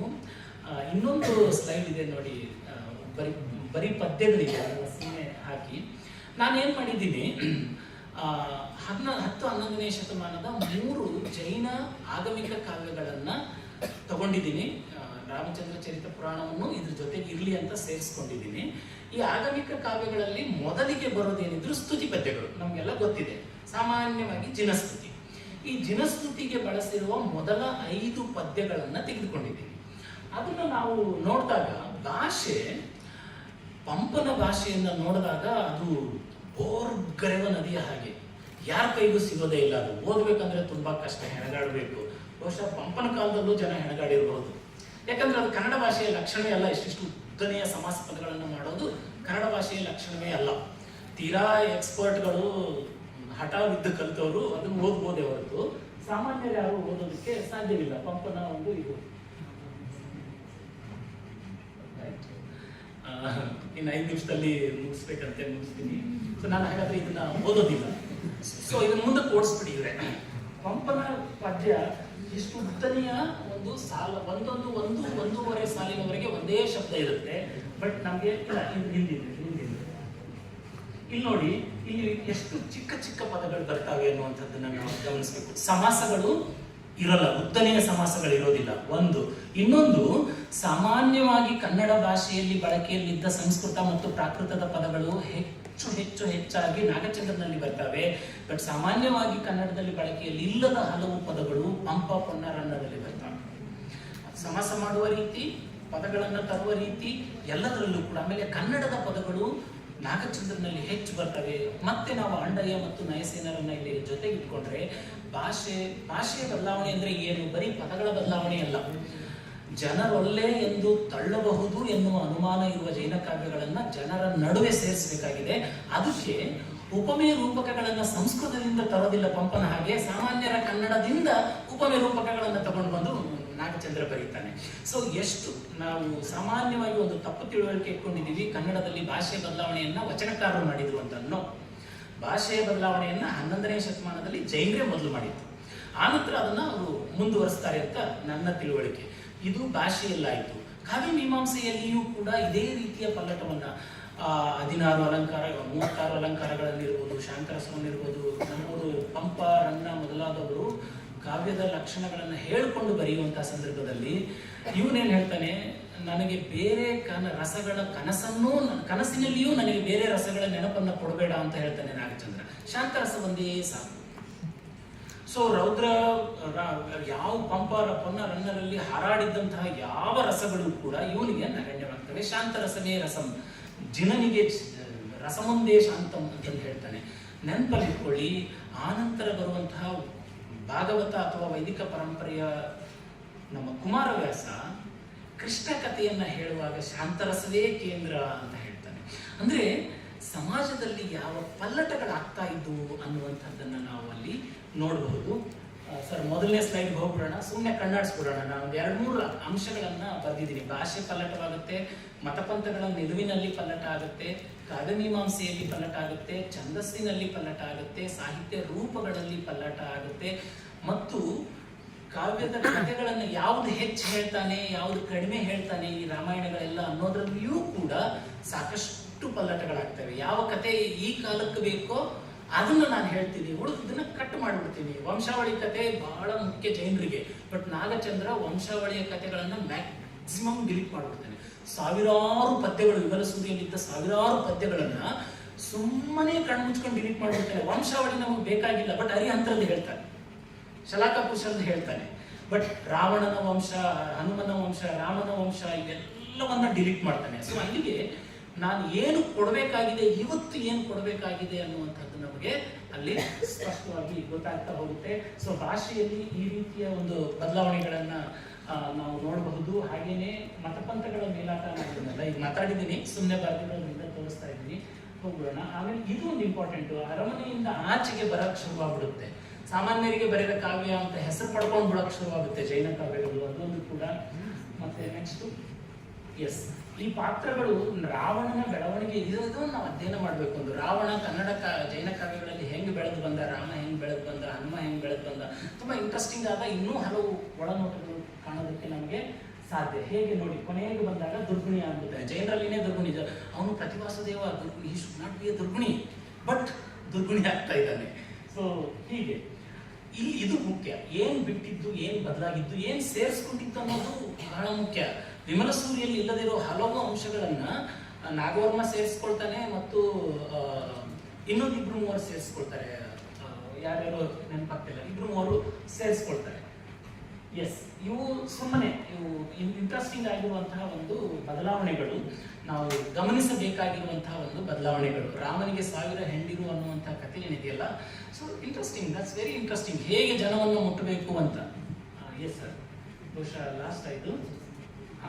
ಸೊ ಇಷ್ಟು ಒಟ್ಟು ಕನ್ನಡ ಜೈನ ರಾಮಾಯಣಗಳು ತಾವು ಬದುಕುವುದಕ್ಕೋಸ್ಕರ ಬಂದ ಕಾಲ, ನಿಂದ ನೆಲ, ಅಂದ್ರೆ ಒಂದು ಕರ್ನಾಟಕ ನಿಂದ ನೆಲ. ಅವ್ರು ಈಗಾಗಲೇ ಎಸ್ಟಾಬ್ಲಿಷ್ ಆಗೋಗಿದ್ರು. ಸೊ ಹಾಗಾಗಿ ಈ ನೆಲದಲ್ಲಿ ಅವರು ಎಲ್ಲ ಬದಲಾವಣೆಗಳು ಏನು ಬರ್ತಾವೋ ಅವುಗಳಿಗೆ ಎದೆಗೊಟ್ಟು ನಿಲ್ಲಬೇಕು. ಆದರೆ ಕಾಲ ಅಂದ್ರೆ ಸಾಮಾಜಿಕ ಬೆಳವಣಿಗೆಗಳು, ಅದು ರಾಜಕೀಯ ಬೆಳವಣಿಗೆಗಳು, ಆರ್ಥಿಕ ಬೆಳವಣಿಗೆಗಳು, ಧಾರ್ಮಿಕ ಬೆಳವಣಿಗೆಗಳು ಮತ್ತು ಇನ್ನಿತರ ಎಲ್ಲ ರೀತಿಯ ಬೆಳವಣಿಗೆಗಳನ್ನ ನಾವು ಒಂದು ಗಮನಿಸಬೇಕು. ಇಷ್ಟೆಲ್ಲ ಪಲ್ಲಟಗಳನ್ನ ಮಾಡಿಕೊಂಡೂ ಕೂಡ ನಮಗೆ ಉಳಿಯುವ ರಾಮಾಯಣ ಯಾವುದು? So that's very interesting. Mahabharata ನಮಗೆ ದೊಡ್ಡದಾಗಿ ಉಳಿಯುತ್ತೆ, ಅದು ಉಳಿಯೋದು ಯಾವುದು ಅಂತಂದ್ರೆ ಜೈನ ಮಹಾಭಾರತ ಉಳಿಯಲ್ಲ, ಕುಮಾರವ್ಯಾಸ ಭಾರತ ಉಳಿಯುತ್ತೆ, ಜೈಮಿನಿ ಭಾರತ ಉಳಿಯುತ್ತೆ. ನಮಗೆಲ್ಲ ಗೊತ್ತಿದೆ, ಉತ್ತರ ಕರ್ನಾಟಕದ ಲಿಂಗಾಯತರಲ್ಲಿ ಮನೆಯಲ್ಲಿ ಹೆಣ್ಣು ಕೇಳೋದಕ್ಕೆ ಜೈಮಿನಿ ಭಾರತ ಓದಕ್ಕೆ ಬರ್ತಾ ಇಲ್ಲ ಅಂತ ಗಂಡಿಗೆ ಕೇಳ್ತಾ ಇದ್ರಂತೆ. ಗಂಡು ಜೈಮಿನಿ ಭಾರತ ಕುಮಾರವ್ಯಾಸ ಭಾರತ ಓದಕ್ಕೆ ಬರದೇ ಇದ್ರೆ ಹುಡುಗಿರು ಕೊಡ್ತಿದ್ದಿಲ್ಲ. ನೀವು ಹಂಗೆ ಏನಾದ್ರು ಚಾಲೆಂಜ್ ಮಾಡ್ಬೋದು, ಹುಡುಗರಿಗೆ ಇದು ಬಂದ್ರೆ ಕೊಡ್ತೀವಿ, ಇಲ್ಲದೇ ಇದ್ರೆ ಇಲ್ಲ ಅಂತ. ಸೊ ಅಂದ್ರೆ ಜೈನ ಏನಾಗ್ತಾ ಹೋಗುತ್ತೆ ಅನ್ನುವಂಥದ್ದನ್ನ ನಾವು ನೋಡ್ಬೋದು. ಬಹುಶಃ ನಾನು ಸಮಯ ಇಲ್ಲದೆ ಇರೋದ್ರಿಂದ ನನ್ನ ಮಾತನ್ನ ಇಲ್ಲಿಗೆ ನಿಲ್ಲಿಸ್ತೀನಿ. ಏನಾದರೂ ಚರ್ಚೆ ಇದ್ರೆ I will be very happy to be ಮಾಡೋಣ. ನಮಸ್ಕಾರ.